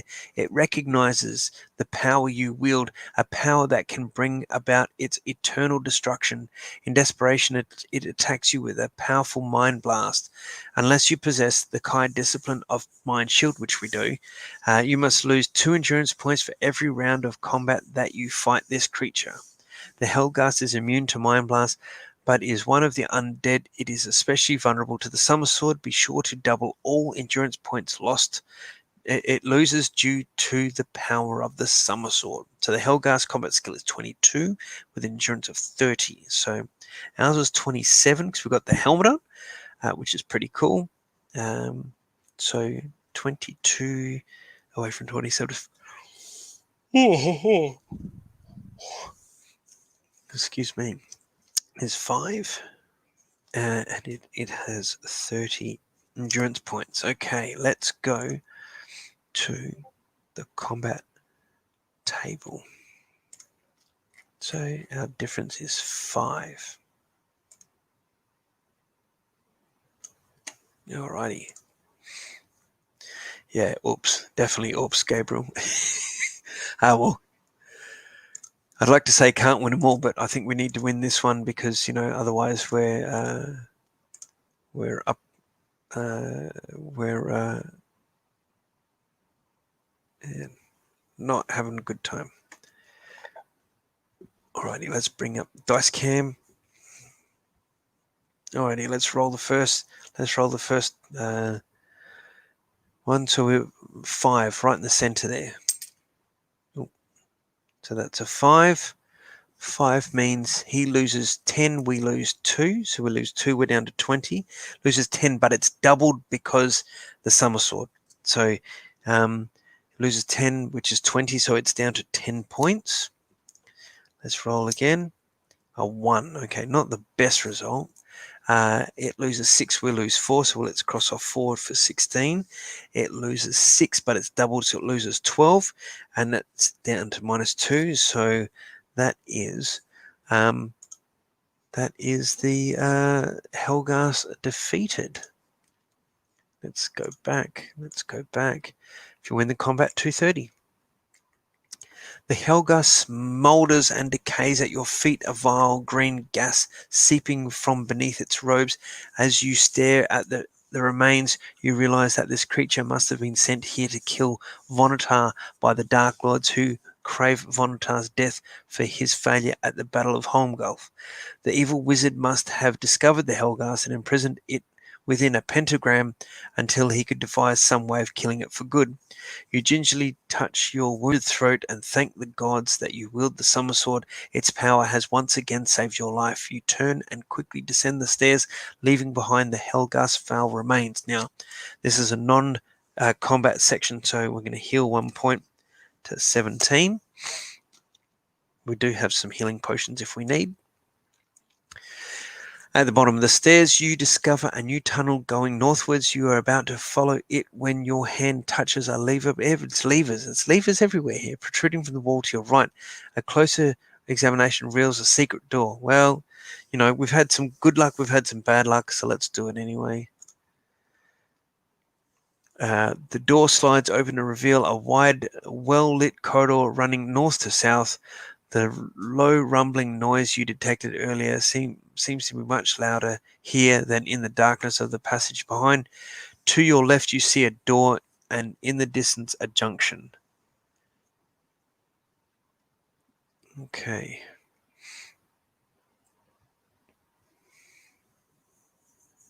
If you wish to investigate the junction, if you decide to close the secret door and to continue exploring the dark tunnel.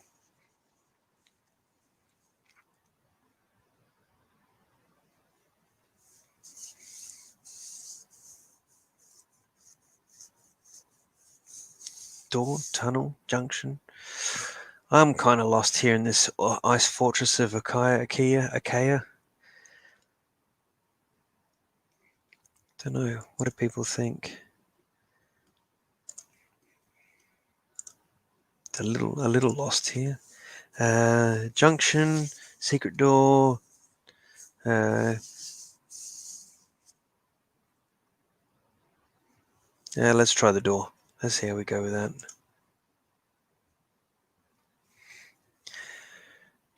You have covered less than 20 yards when you arrive at the foot of another staircase.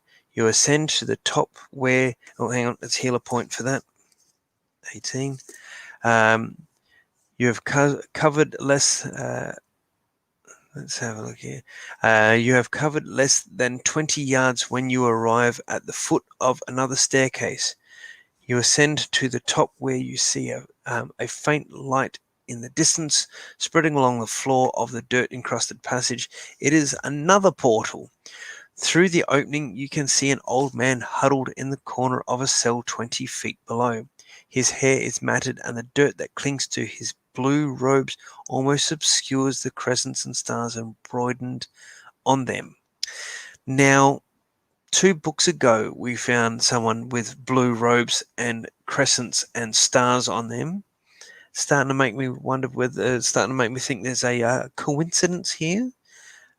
Is this guy worth investigating and rescuing, do you think, people?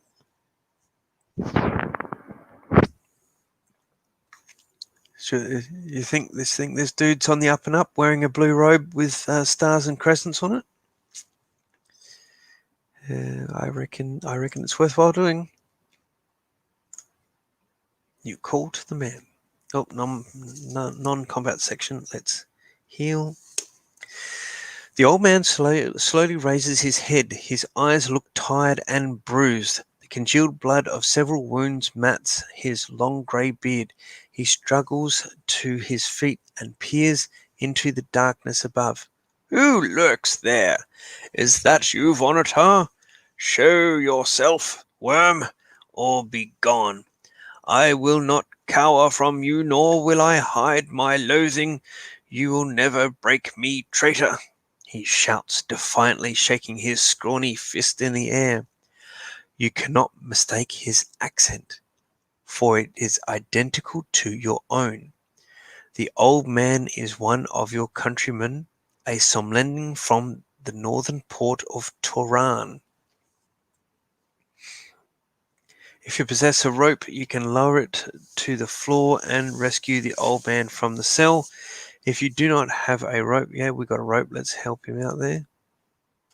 He is frail and weak and far too weak to climb. You tell him to tie the rope around his waist so that you can haul him out of the prison. Slowly he follows your instructions. As you draw him up, you are shocked to discover he weighs no more than a child. You quickly pull him to the comparative safety of the passage. Now you must find out who he is. And we'll heal a point there. 56. Upon my soul, a Kylord, he exclaims, his eyes now wide with astonishment. How I've prayed for freedom, for deliverance from this infernal place. And although hope never deserted me, I never expected such an illustrious rescuer. In the middle of his excitement, the old man is suddenly disturbed by a fit of coughing that leaves him pale and exhausted. It is a few minutes before he can speak again. My name is Loy Kimar. I am an elder of the Magicians' Guild of Toran, he says, slowly removing a small crystal pendant, the symbol of the guild, from beneath his tattered robes. The guild is known as the Brotherhood of the Crystal Star, and the magician shows his pendant as proof of his identity. You ask him how he came to be imprisoned here in Ikea, hundreds of miles from his native Toran.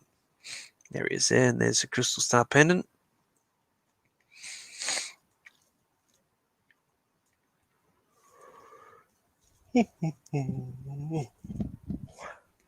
Vonatar, that unspeakable wretch, is responsible for my plight. Days before the Dark Lord invasion of Sumland, he betrayed your kind masters to win power, the black power of death and darkness. However, he failed to play his part in the war plans his evil masters had laid. The Dark Lords do not tolerate such weakness. Mercy has no place in their brutal minds. In the bitterness of defeat, they sought to destroy Vonatar for his crime of failure. Vonatar knew that I possessed the only means to effect an escape from their vengeance, for my guild staff has the power of teleportation. He tried to steal it and flee to the safety of Ikea by himself, but he learnt that its power is not for all men to share. Only I am blessed with its secret. He is angry and would have murdered my kinspeople had I not agreed to bring him here, so I had no choice but to do so. Ever since I have been a prisoner in this cell, Vonatar has tortured my body and my mind, and I have not divulged the secret of my guild staff, which he now keeps in the hall of the Brummel Mark. For if I were to tell him, my life would no longer be of any value. You tell Loikema of your mission and of the events that have led you to your meeting. He offers to show you a route through Ikea to the hall of the Brummel Mark, where Vonatar now resides as ruler. And if you can retrieve his guild staff, he promises to teleport you to the coastline in time to rendezvous with your ship. For the first time since you fell into the Caverns of Kalte, you feel confident that your mission can now succeed. Well, that's pretty cool. Help this guy out, and he helps us out with a teleportation, no less. That's pretty cool. Isn't he supposed to have the same accent as you? Yes, but I'm trying to do like an older voice. All of a sudden, Lone Wolf's Aussie. Crikey, Lone Wolf. Yeah. Crikey, Monitor. Hey, come with me. Let's leg it back to Homewealth. Actually, that sounds more British than Aussie, doesn't it? Anyway. That's all fun. Oh, heal another point. 21. If you possess a glowing crystal. Nope, no, we don't. We've got a diamond, no glowing crystal. That technically counts as non-combat. So another point, we do not. Follow me, says Loikema. I have listened to the sounds of Akaya for over a year, and the secret sliding doors and the hidden routes here are no mystery to me. I have learnt more about these corridors and passages from the confines of my cell than Vonatar has discovered with all of his cunning. You follow the old magician through a network of secret passages and tunnels, up long flights of stairs and into chambers dark and cold. At the top of one very steep staircase you come to a stone door.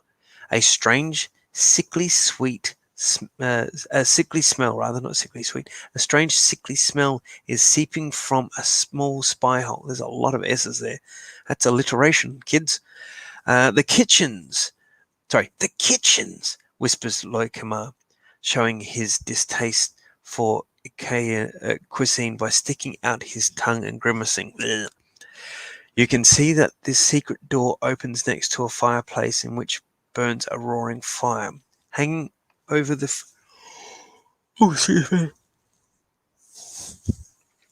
Hanging over the fire is a large stone cauldron of gruel. Lovely. Two ice barbarians sit at a table nearby with empty bowls in front of them. If you possess a potion of black graveweed, which we don't, if you possess a potion of green gallowbrush, which we do, if you do not possess either of these potions, you can open the secret door and launch a surprise attack upon the unarmed barbarians. Well, we've got the green gallowbrush. We don't have the black graveweed, so we're going to go gallowbrush. Well, it says if you do not possess them. It doesn't say if you don't want to use them. So I guess we're using the gallowbrush. Let's see. That's pretty spot on the money, I think. Yeah, we'll use the gallowbrush.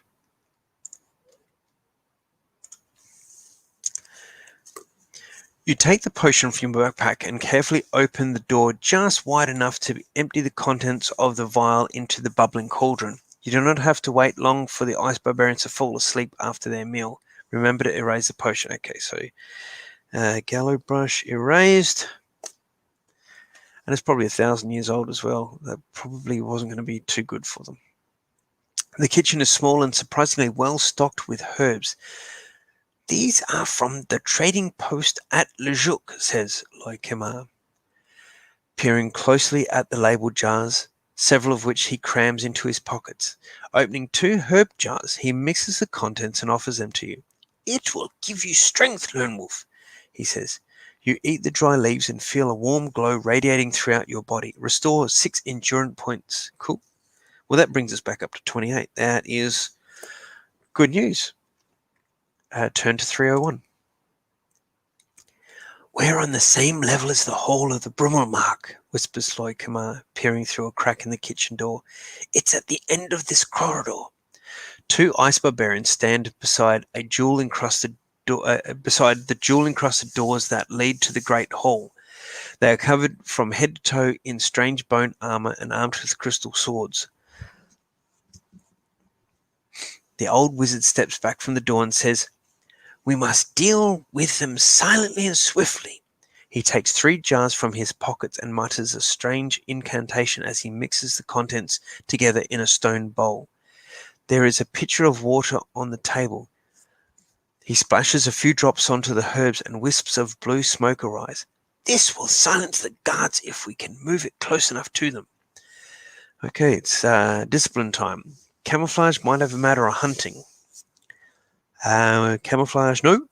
Mind over matter, yes. Hunting, yes. So mind over matter or hunting. What do we think, guys? Do it, says Gabriel. Mind over matter or hunting?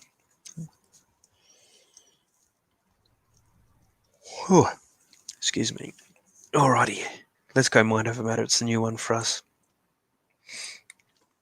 You draw on all your powers of concentration to levitate the bowl of fuming herbs and send it fuming. It's like herbs are angry all of a sudden, and send it hovering along the corridor. Itchy eye. Again, yeah, that heater's keeping this room nice and warm, but it's like blowing straight onto my face here. You bring it to rest in the shadow of the pilaster and watch its effects with great curiosity. For in less than a minute, the ice barbarian guards have collapsed to the floor. "Now's our chance," whispers Loikama, and he ushers you out of the kitchen. You approach the hall of the Brummel Mark undetected and discover that one of the magnificent jeweled doors is unlocked. Drawing your weapon, you gently push the door ajar and enter Vonatar's chambers. All right, it just got real. We're full health, which is good. Okay. Mind over matter, yeah, absolutely. I saw that and we thought, yes. Okay. So this is about to get crazy. Let's. I was going to say let's have a break, but I reckon we'll just dive straight into it. I reckon it's time to push on and keep going, because I think we're about to find Vonatar, and I think we're about to lay the smack down on him.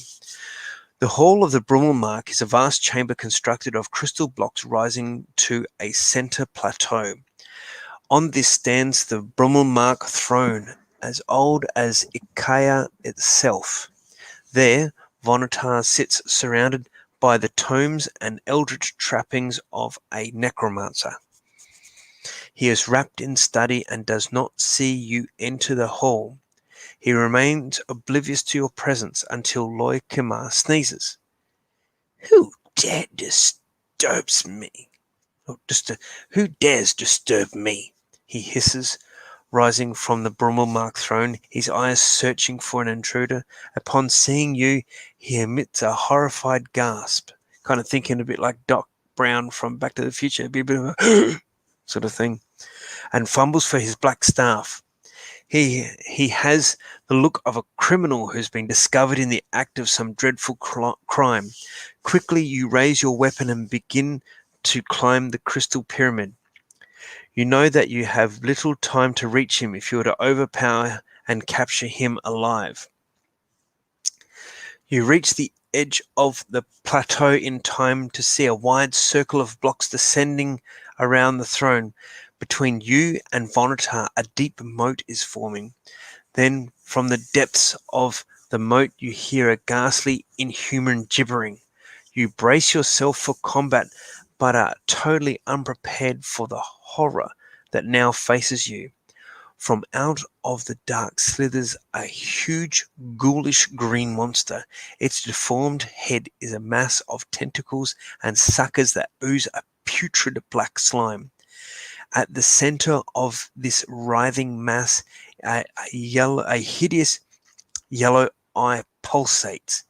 Vonotar has control over this monster, and he is directing it towards you. Oh, great! Oh, that that's just good.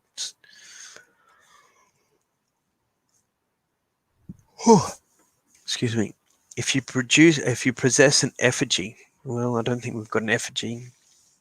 If you do not possess an effigy but do possess the summer sword, turn to 164. Well, yes, we do. So let's do that. The tentacled horror rises from the moat and attacks you. You glimpse Vonotar raising his black staff and fixing his gaze towards Loy Kemar. He is attacking the old magician with his mind force. You realize that if Loy Kemar is killed, the secret of the guild staff will die with him. Before you can do anything else, you must fight the monster to the death. This is an Akraniono. Cool. One of the undead. Remember to double endurance lost by the enemy due to the power of the sun. Oh, cool. 27 minus 23 is 4. And this thing has 50 endurance points, and we've got 28. Okay. If you win the combat in 5 rounds or less, if the combat takes longer than 5 rounds. Okay, well, let's hope that we can wipe the floor with this thing. No pressure. No pressure. Combat results table. So 4 is the ratio we're looking for.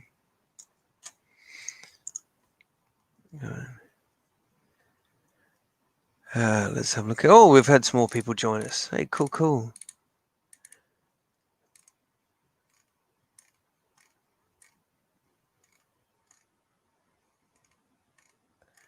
Well, we've had some activity while I've been reading the story through. I have been raided. Oh, excellent. Sir Terrace, welcome. So what have we got here? Psychonormality, Kenny Rules 101. G'day. Thank you very much. We've got, let's see, Bloody Zeo 35, Blood on the Gallows, Velpire, Wild Green Pro, Nicole Standing 7218, Will of Xantu, Stormfiel, Sunblighter, We Bringeth the Hype. Thank you. Dreaded GM Raid. Thanks, mate. Good old Dread. We've got Serum 6. Let's see. So, okay. So, just very quickly, those who have just joined us on the raid, I'm reading through book 3 of the late Joe Diva's Lone Wolf series. This one's called The Caverns of Kalte. We're about to fight, which is probably going to be the end of level bad guy. So, thank you very much. Let's have a look here. Don't let the D20 end up and you get raided. This is pretty cool. Get him to affiliate. Okay, well, someone tell me, notice us, witness me. Where's the comment saying about Senpai? I saw that had been admire the focus. Yeah, it was like reading. We just entered the room for the big bad guy, and there's the end speech, end spiel. Witness us, notice me, Senpai. That's funny. Look. Yes, okay, I'm noticing now.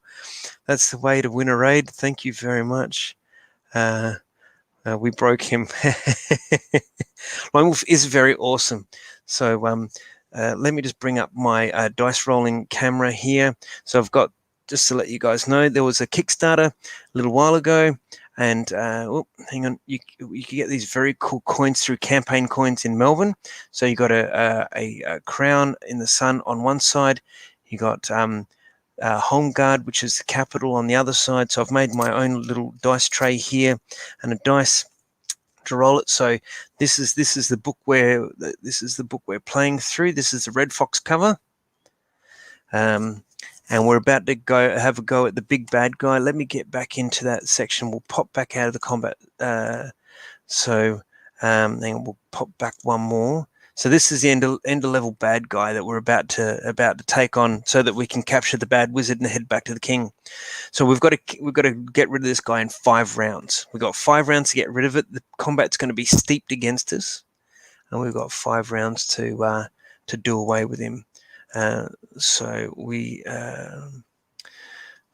got I will not bog you down in the. If you've read Lone Wolf, you know how this combat ratio works. It is a bit like a choose your own adventure, psychonormality. The difference between Lone Wolf and choose your own adventure and fighting fantasy is each of the choose your own adventure books, each of the fighting fantasy books were separate adventures in each book, separate characters, separate settings, separate basically they were all separate. You read book 1, and then if you wanted to, you could read book 7, and then if you wanted to, you could read book 6, and then you could read book 11. And anyone with OCD is probably sitting there going, no, you got to read them in order. But they were designed where you didn't have to read them in order. They were separate adventures, separate characters. With Lone Wolf, Joe did it so that you started at book 1 and you did the adventure, you carried through your stuff from book 1 to book 2 to book 3 to book 4. So here we are in book 3, and if we just very gently open it, the action chart in here for the skills, there's a section here where you've got bonus skills if you've completed previous adventures. So you get to have not only do you carry your hero from one book to the next, you get better. So it's pretty much like gaming. I mean, Joe was big into Dungeons and Dragons. He won the Advanced Dungeons and Dragons competition in LA in 1982. He'd been in LA on and off for a couple of years, and he was the first Brit to win the Advanced Dungeons and Dragons competition at, I think it was at Origins. Either Origins or Gen Con, I can't remember which one, but it was in 1982. So he was. So yes. So what I've been doing is, if you follow my Facebook page, I've done the little mini adventure in the Magnum and Companion where you play the wizard, and then we've played through book 1 and 2 where you play Lone Wolf. Book 1, Flight from the Dark. Book 2, Fire in the Water. This is book 3, so this is the Caverns of Kalte, and these are actually my books from back in the day. I bought them brand new as a kid. I'm 41. This came out in like 1989 or something like that. It is still, the Red Fox is not in print. They did a reprint. So who's asked that? Psychonormality. So it is really cool. So these are actually, give me half a tick. These are actually my books from back in the day. So there's my name scribbled in as a 9 or 10-year-old. So this is the actual book that I had back in the day, just using it. We're using Project Aeon, which in the year 2000, Joe gave legal use of his books online. So Project Aeon, if you want to play through, because the original books, you can still find them. The earlier stuff are fairly cheap to buy because there was a lot of them. The later stuff, books 20 through 28, got very pricey because it was only very limited runs. We've had reprints through, as a hardcover reprint, through Mongoose, through Manticore, and through Cubicle 7. A lot of those aren't being reprinted in that sort of thing because, Joe passed away in 2016. His son Ben has taken over and has wanted to get all the Erator stuff, and get it all sorted. And we're going to have the definitive edition versions coming out. We've got the collector's edition at the moment coming out, and Ben wants to work through getting all of them finished. And I'm one of the Australian resellers, so I import from the UK and resell pretty much at cost. So I do it for the love of it, not for any money. But Ben does want to get the definitive edition sorted and released so that people can. I mean, I've just live and breathe Lone Wolf. Love it. I love it as much as D&D, if not a little bit more, if you can believe that.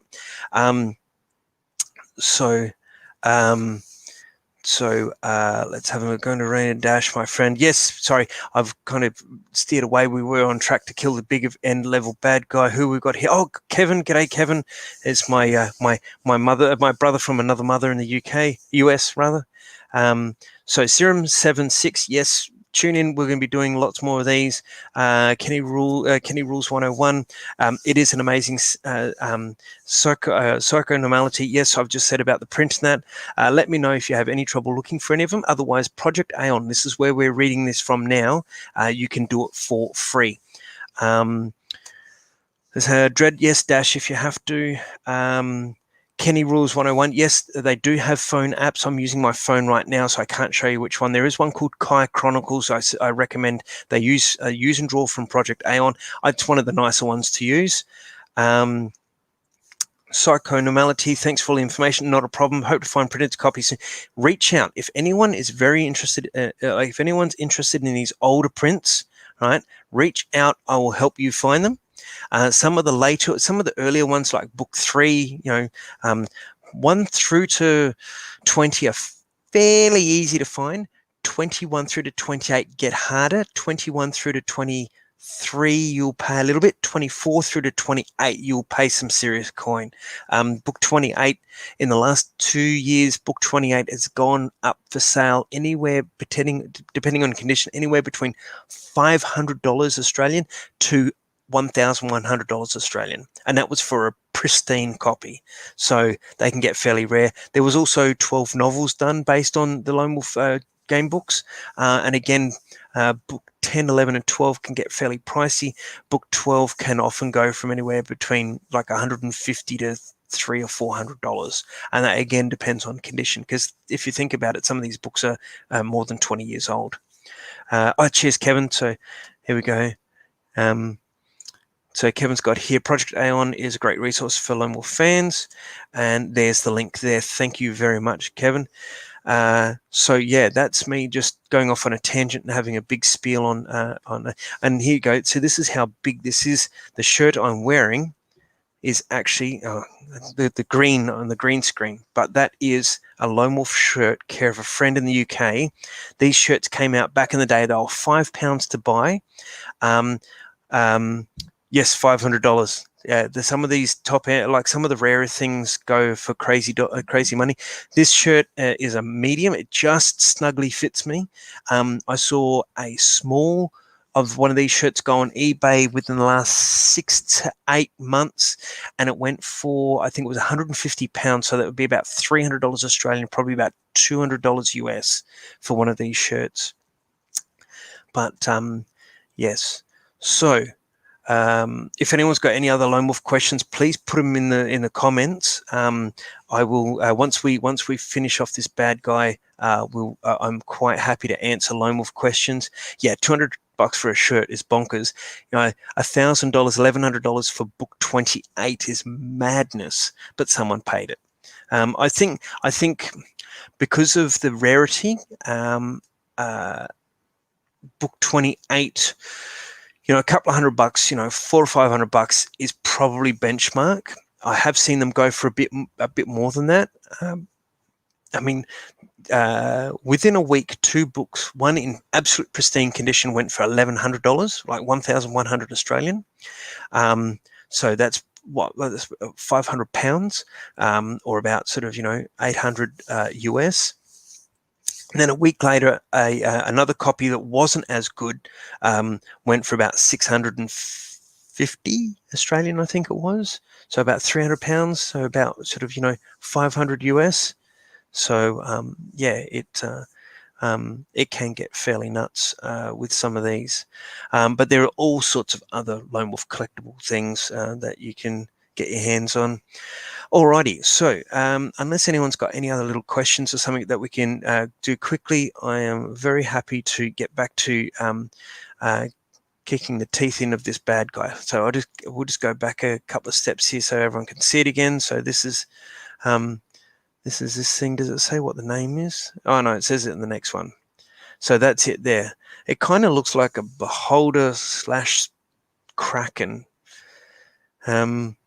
Joe did use a lot of inspiration from D&D for some of his creatures, but I'm not sure where this thing has come from. So, all right, let's skip ahead. So this is a Acranior, and we've got to go to the combat table. Okay, so combat ratio is 4. So if you have a look across the top there, 0, 1, 2, 3, 4, 5, 6. So we want the one that says 3, 4, and then the random number is down the left-hand side. So anyone who's D&D players, this is just a really super simplified.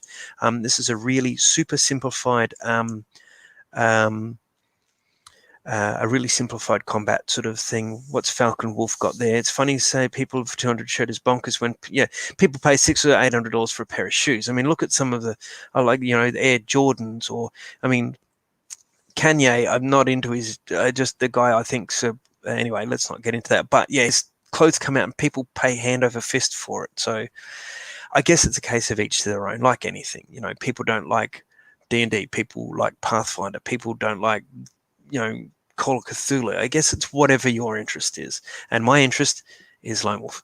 So I have a fairly decent collection of Lone Wolf stuff. In fact, Kevin, who's put some comments on here, he's helped me compile some of the stuff in the US that I'm trying to get a hold of.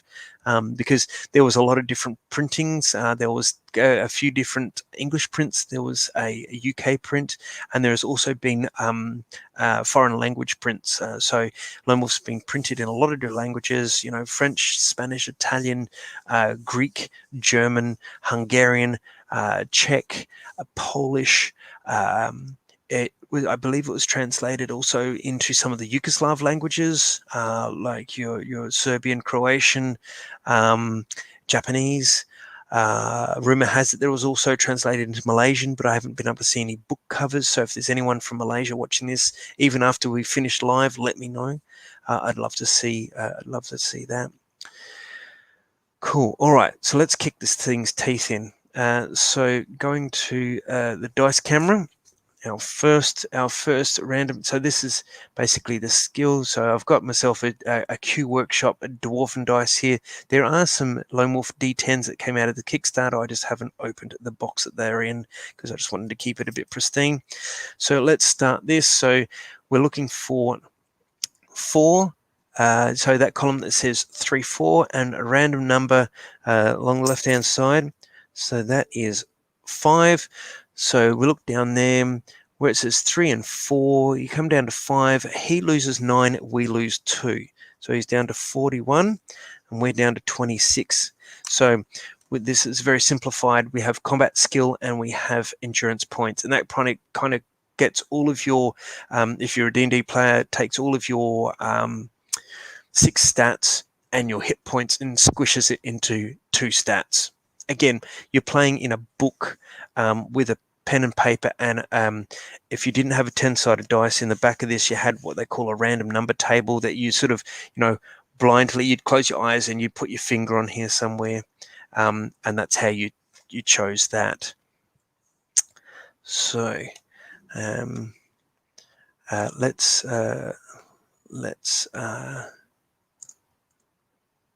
roll again. Now we had to do this in 5 rounds or less, so that's 1 round. Let's roll a dice again. Oh, that's a 7. So if we look on there in where it says 3 to 4 with a 7, he loses 1 point. No, we lose 1 point, so we're down to 25. He loses 11, which is good. So he's down to 30. Let's roll the dice again. Oh, 0. I like zeros. Zeros are not zeros. Zeros are large numbers. So he loses 16. We lose 0. So he's down to 14. That's how our 4th. Is that our 4th? No, that's our 3rd combat. A 3rd round, rather. 7. 7 means we lose 1. He loses 11. This is our final round of combat. So, well, you meant to finish him in 5 or less.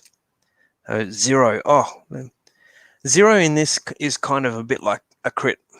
So a 0 means he loses 16, which he's at -5, and we lose 0, so we're still at 24. Awesome. So we have taken this guy. Now the sword we have is this summer sword. If you see what it says there, power of the summer sword. This is like it's like a, if you go by AD&D standards, I'm not sure. I'm only just new to 5th ed, so I don't know the equivalent yet. But AD&D, it's like a +5 Holy Avenger sort of thing. So it's a little bit more of a powerful weapon to give a low character, but it's kind of a pivotal piece to the game to have this thing. So we've killed this thing in 5 rounds or less.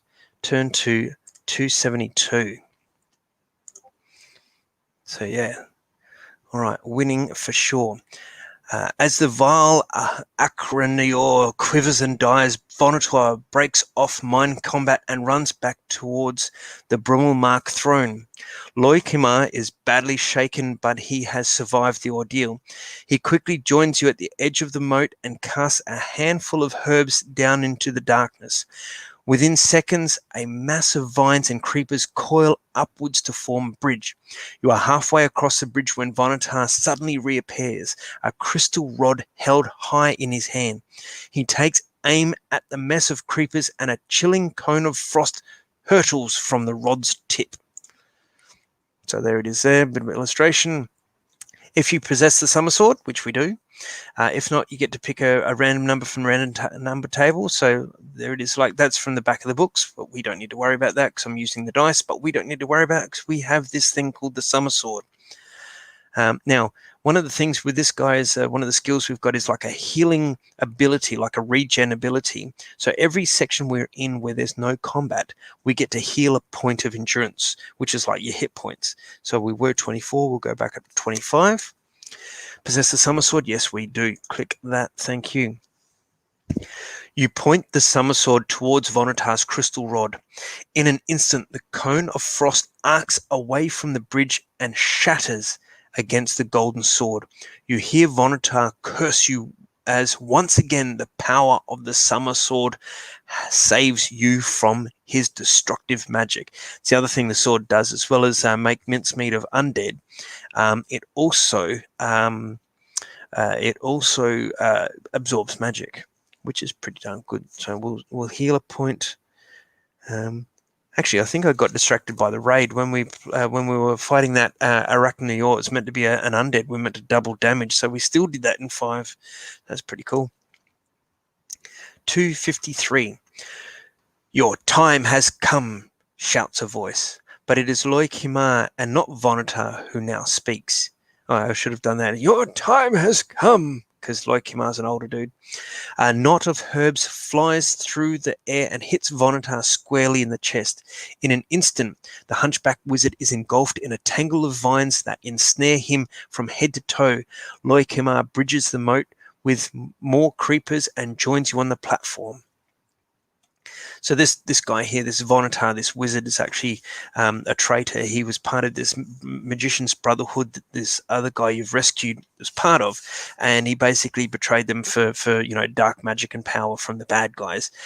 We kicked the bad guys' butt when they're in their attack in the last book. And he, because he kind of failed, the bad guys want to kill him too. So he fled to this icy country far to the north, and we've tracked him down.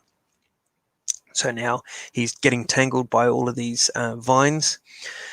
Be sure to remove his rings and amulets, he says, as he busily searches for his guild staff. He is a master of trickery. We would not want him to miss his special homecoming that awaits him in Summerland. You marvel at the old man's composure. After such a desperate fight, he seems completely unruffled. Ah, here she is, he announces triumphantly as he withdraws his guild staff from beneath the Brummelmark throne.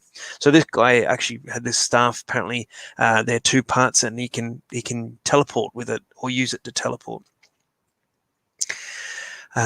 You pass him your map of Kalte, that's this Arctic area, and point out the location of the Cardinal, which is the boat waiting for the ship waiting for you. I'll not be needing that, he replies, a little contemptuously. Maps are invariably wrong. I prefer to rely on my own sense of direction. The old magician raises his staff, and a dazzling beam of light shoots from its tip. He makes 3 sweeping arcs of the air, and the whole of the Brummelmark is transformed into an umbrella of colour. Now, turn to 350. Anyone who plays Lone Wolf knows 350 is the last section in the book. Anyone who plays Fighting Fantasy, it's usually section 400. So I'm pretty sure it's 400. So this basically means that we've won the adventure. Hang on, I'm getting a message alert here. So, what do we got here? Kevin says, has anyone ever actually played Lone Wolf without the Somersault? I did try that at one stage. I wasn't sure how well it was going to go with that. Falcon Wolf, use the Somersault and turn that bad guy into a meat popsicle. Yes, yes, yes, indeed. Unfortunately, we don't get to kill him because there's something else here that we'll see in just a moment. Kevin, I've got a jet working early tomorrow. Have a great read, Heath. Thanks, Kevin. I'll catch up with you later on, matey. Have a good day. Stay safe. So back to section 350. As the hang on. Excuse me.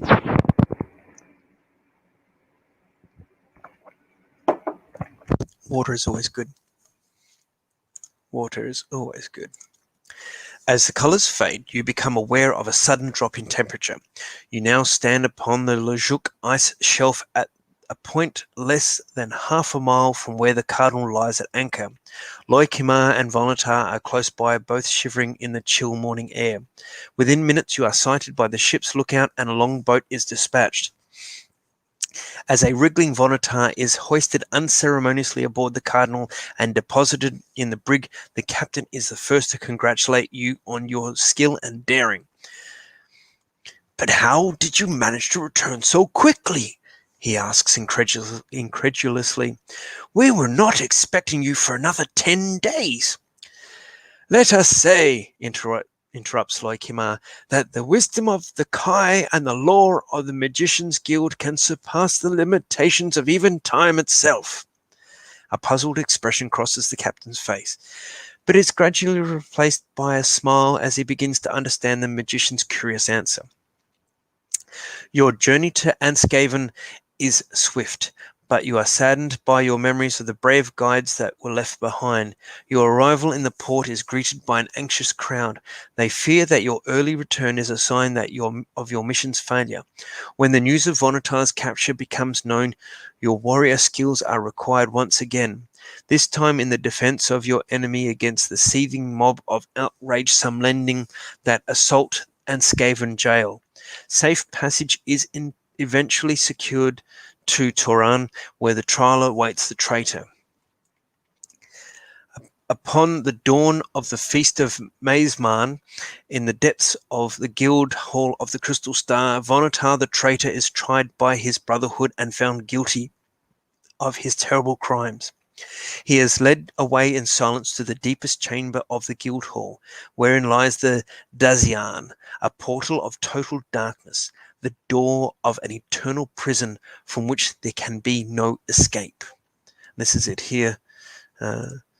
So there's some guards there. It's kind of been a bit squished, but you get the picture.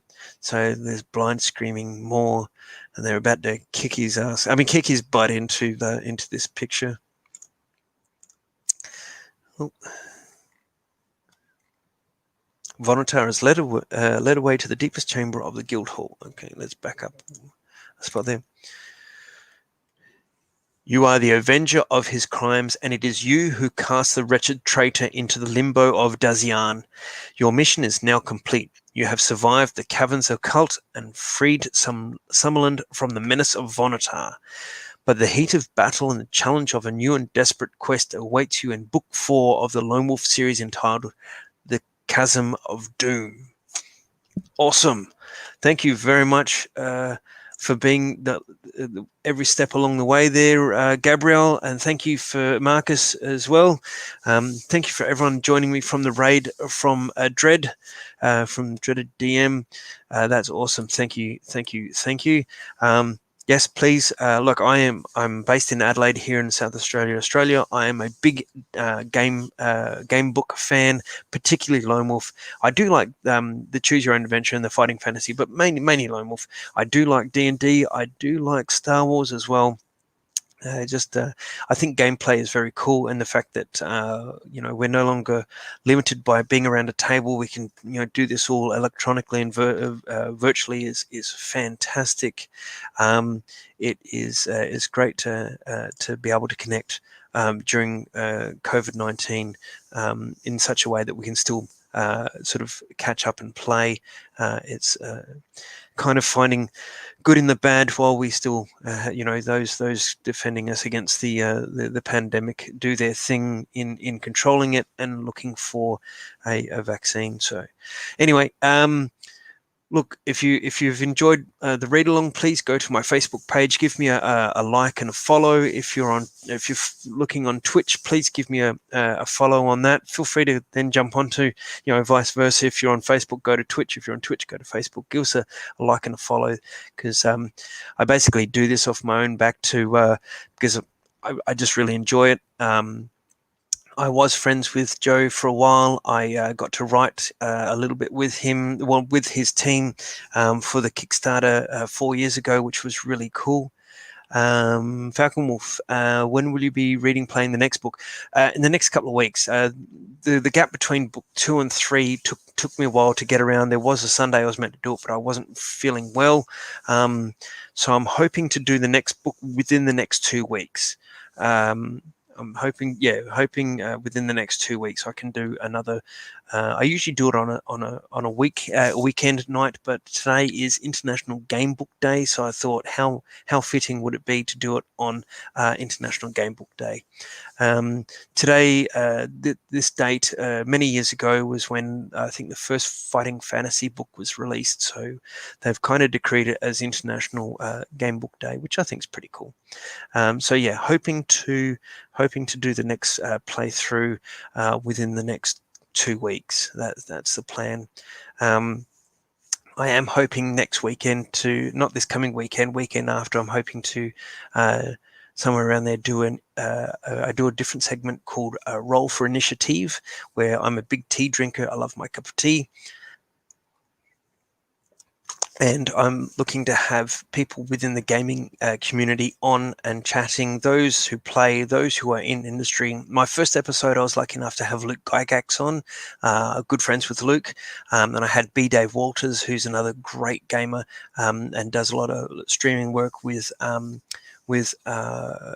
Vampire. He lives in LA. Last week, I had a couple of Aussies on, Jamie Lawrence, who works for Level Up Dice, those big shiny click clacks. He also does some consult work for Good Games Publishing, and I had Richard Sampson. Now, Richard Sampson has a Lone Wolf link. He actually did the artwork for Book 30. So the new Book 30 was his artwork. And so the rumor goes, we're going to see a lot more of his artwork in the definitive editions coming out. So watch this space. Cool. Yes. Yeah. No, I've been friends with Psychonormality. Yeah, I've been friends with Luke for about 5 years now, I think. I just sort of in one of the groups was chatting with him, found out about GaryCon. It's a convention that his brother and his sisters put on in Gary's honor. Gary passed away in 2008, so they've been doing. They had a funeral and then went back to pretty sure it was the Legionnaires Hall, where one of the early Gen Cons, because Gary and a few of the others started Gen Con because it was basically Lake Geneva Gaming Convention. And so they had like a wake. I'm pretty sure it was in the Legionnaires Hall, or one of the halls they used in early Gen Con. And they basically played all weekend. They played games that Gary had his hand in, played games all weekend. At the end of it, someone said, "That's awesome. Are we doing this next year?" And Luke goes, do you want to do it next year? And they went, yes. And GaryCon was born. This year was GaryCon 12, and they did it virtually because, of course, with COVID, they couldn't get to any, the resort wasn't open for a convention. And that was pretty cool. So I've got to play in a lot of, I was there in 2016 for GaryCon 8, and I got to play virtually this year. I've kind of watched the last couple of years through photos and what have you, but this year it was virtual, which is cool. So I got to play in some games with them again. In July, Luke does Founders and Legends, which basically is a dual channel through Twitch, where over the weekend they have a convention where they stream two channels: Founders, which will be like all the TSR old guard, so think Jim Ward from Metamorphosis Alpha and the Deities and Demigods book.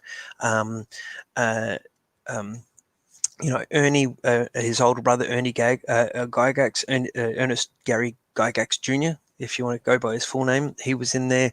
The Legends one is basically, think of, Joe Manganiello, think of Matt Mercer, think of Noura Ibrahim, think of B. Dave Walters, all the guys that you see on the Twitch channels that play these games for charity and that sort of thing. It was very cool.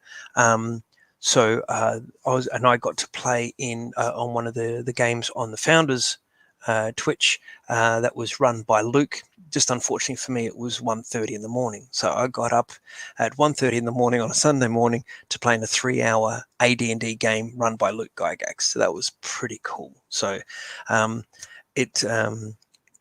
Psychonormality. Yeah, the Realm Smith guys are really cool. I'm friends with a couple of them, and I'm gonna with this game that I do called this segment I do called Roll for Initiative. I'm hoping to have a couple of them on for a chat as well. So I want to focus on Aussie game and gameplay and game design, but I'm not above getting some of the international guys in as well, so they can see what we're doing here in Australia, because this is, few of them are surprised that gaming is so prolific in Australia, and we are gamers. What when the world outside is trying to kill you, why not sit inside and play some games? But anyway, so look, thank you very much for joining me, everyone. Those who've been here the entire 3 hours, those who came on the raid, thank you for letting me ramble at the end there. If you have any other questions, reach out. If you've got any suggestions, reach out. Within the next 2 weeks, I'm going to do book 4. I want to get through all 28 books, because all 28 books appear on Project Aeon. Cool. And yes, please, follow. I don't have any subscription things in Twitch, so I don't know how to do that yet, but I do this for the fun of it. Eventually, maybe someone's told me I should set up some sort of, Patreon or something. Eventually I will, but for the moment, I do it for the love of it. If anyone has any interest in any of the old Lone Wolf books and wants to know where to get your hands on some, let me know. I can help you out with that. Some of the newer hardcover books, a lot of them are hard to find in the earlier stuff. I've got some of the later, stuff in the 20s here. I've got some spare copies, but if Lone Wolf's your thing, come and knock on my door. Happy to help. Alrighty, I think we might call it at that. So I will give my normal sign off here. Hang on. No, okay. I'll leave that there for the moment. All right. Oh no, that's how you do it. There we go. So, where's my cup of tea? So I usually have my cup of tea in the morning when I do my short videos. Cheers. So I usually say good morning, good afternoon, good evening, wherever you are in the world. Have a great day. Thank you for joining in. If where you are, it's 2 a.m. and you're still up, go to bed. Cheers.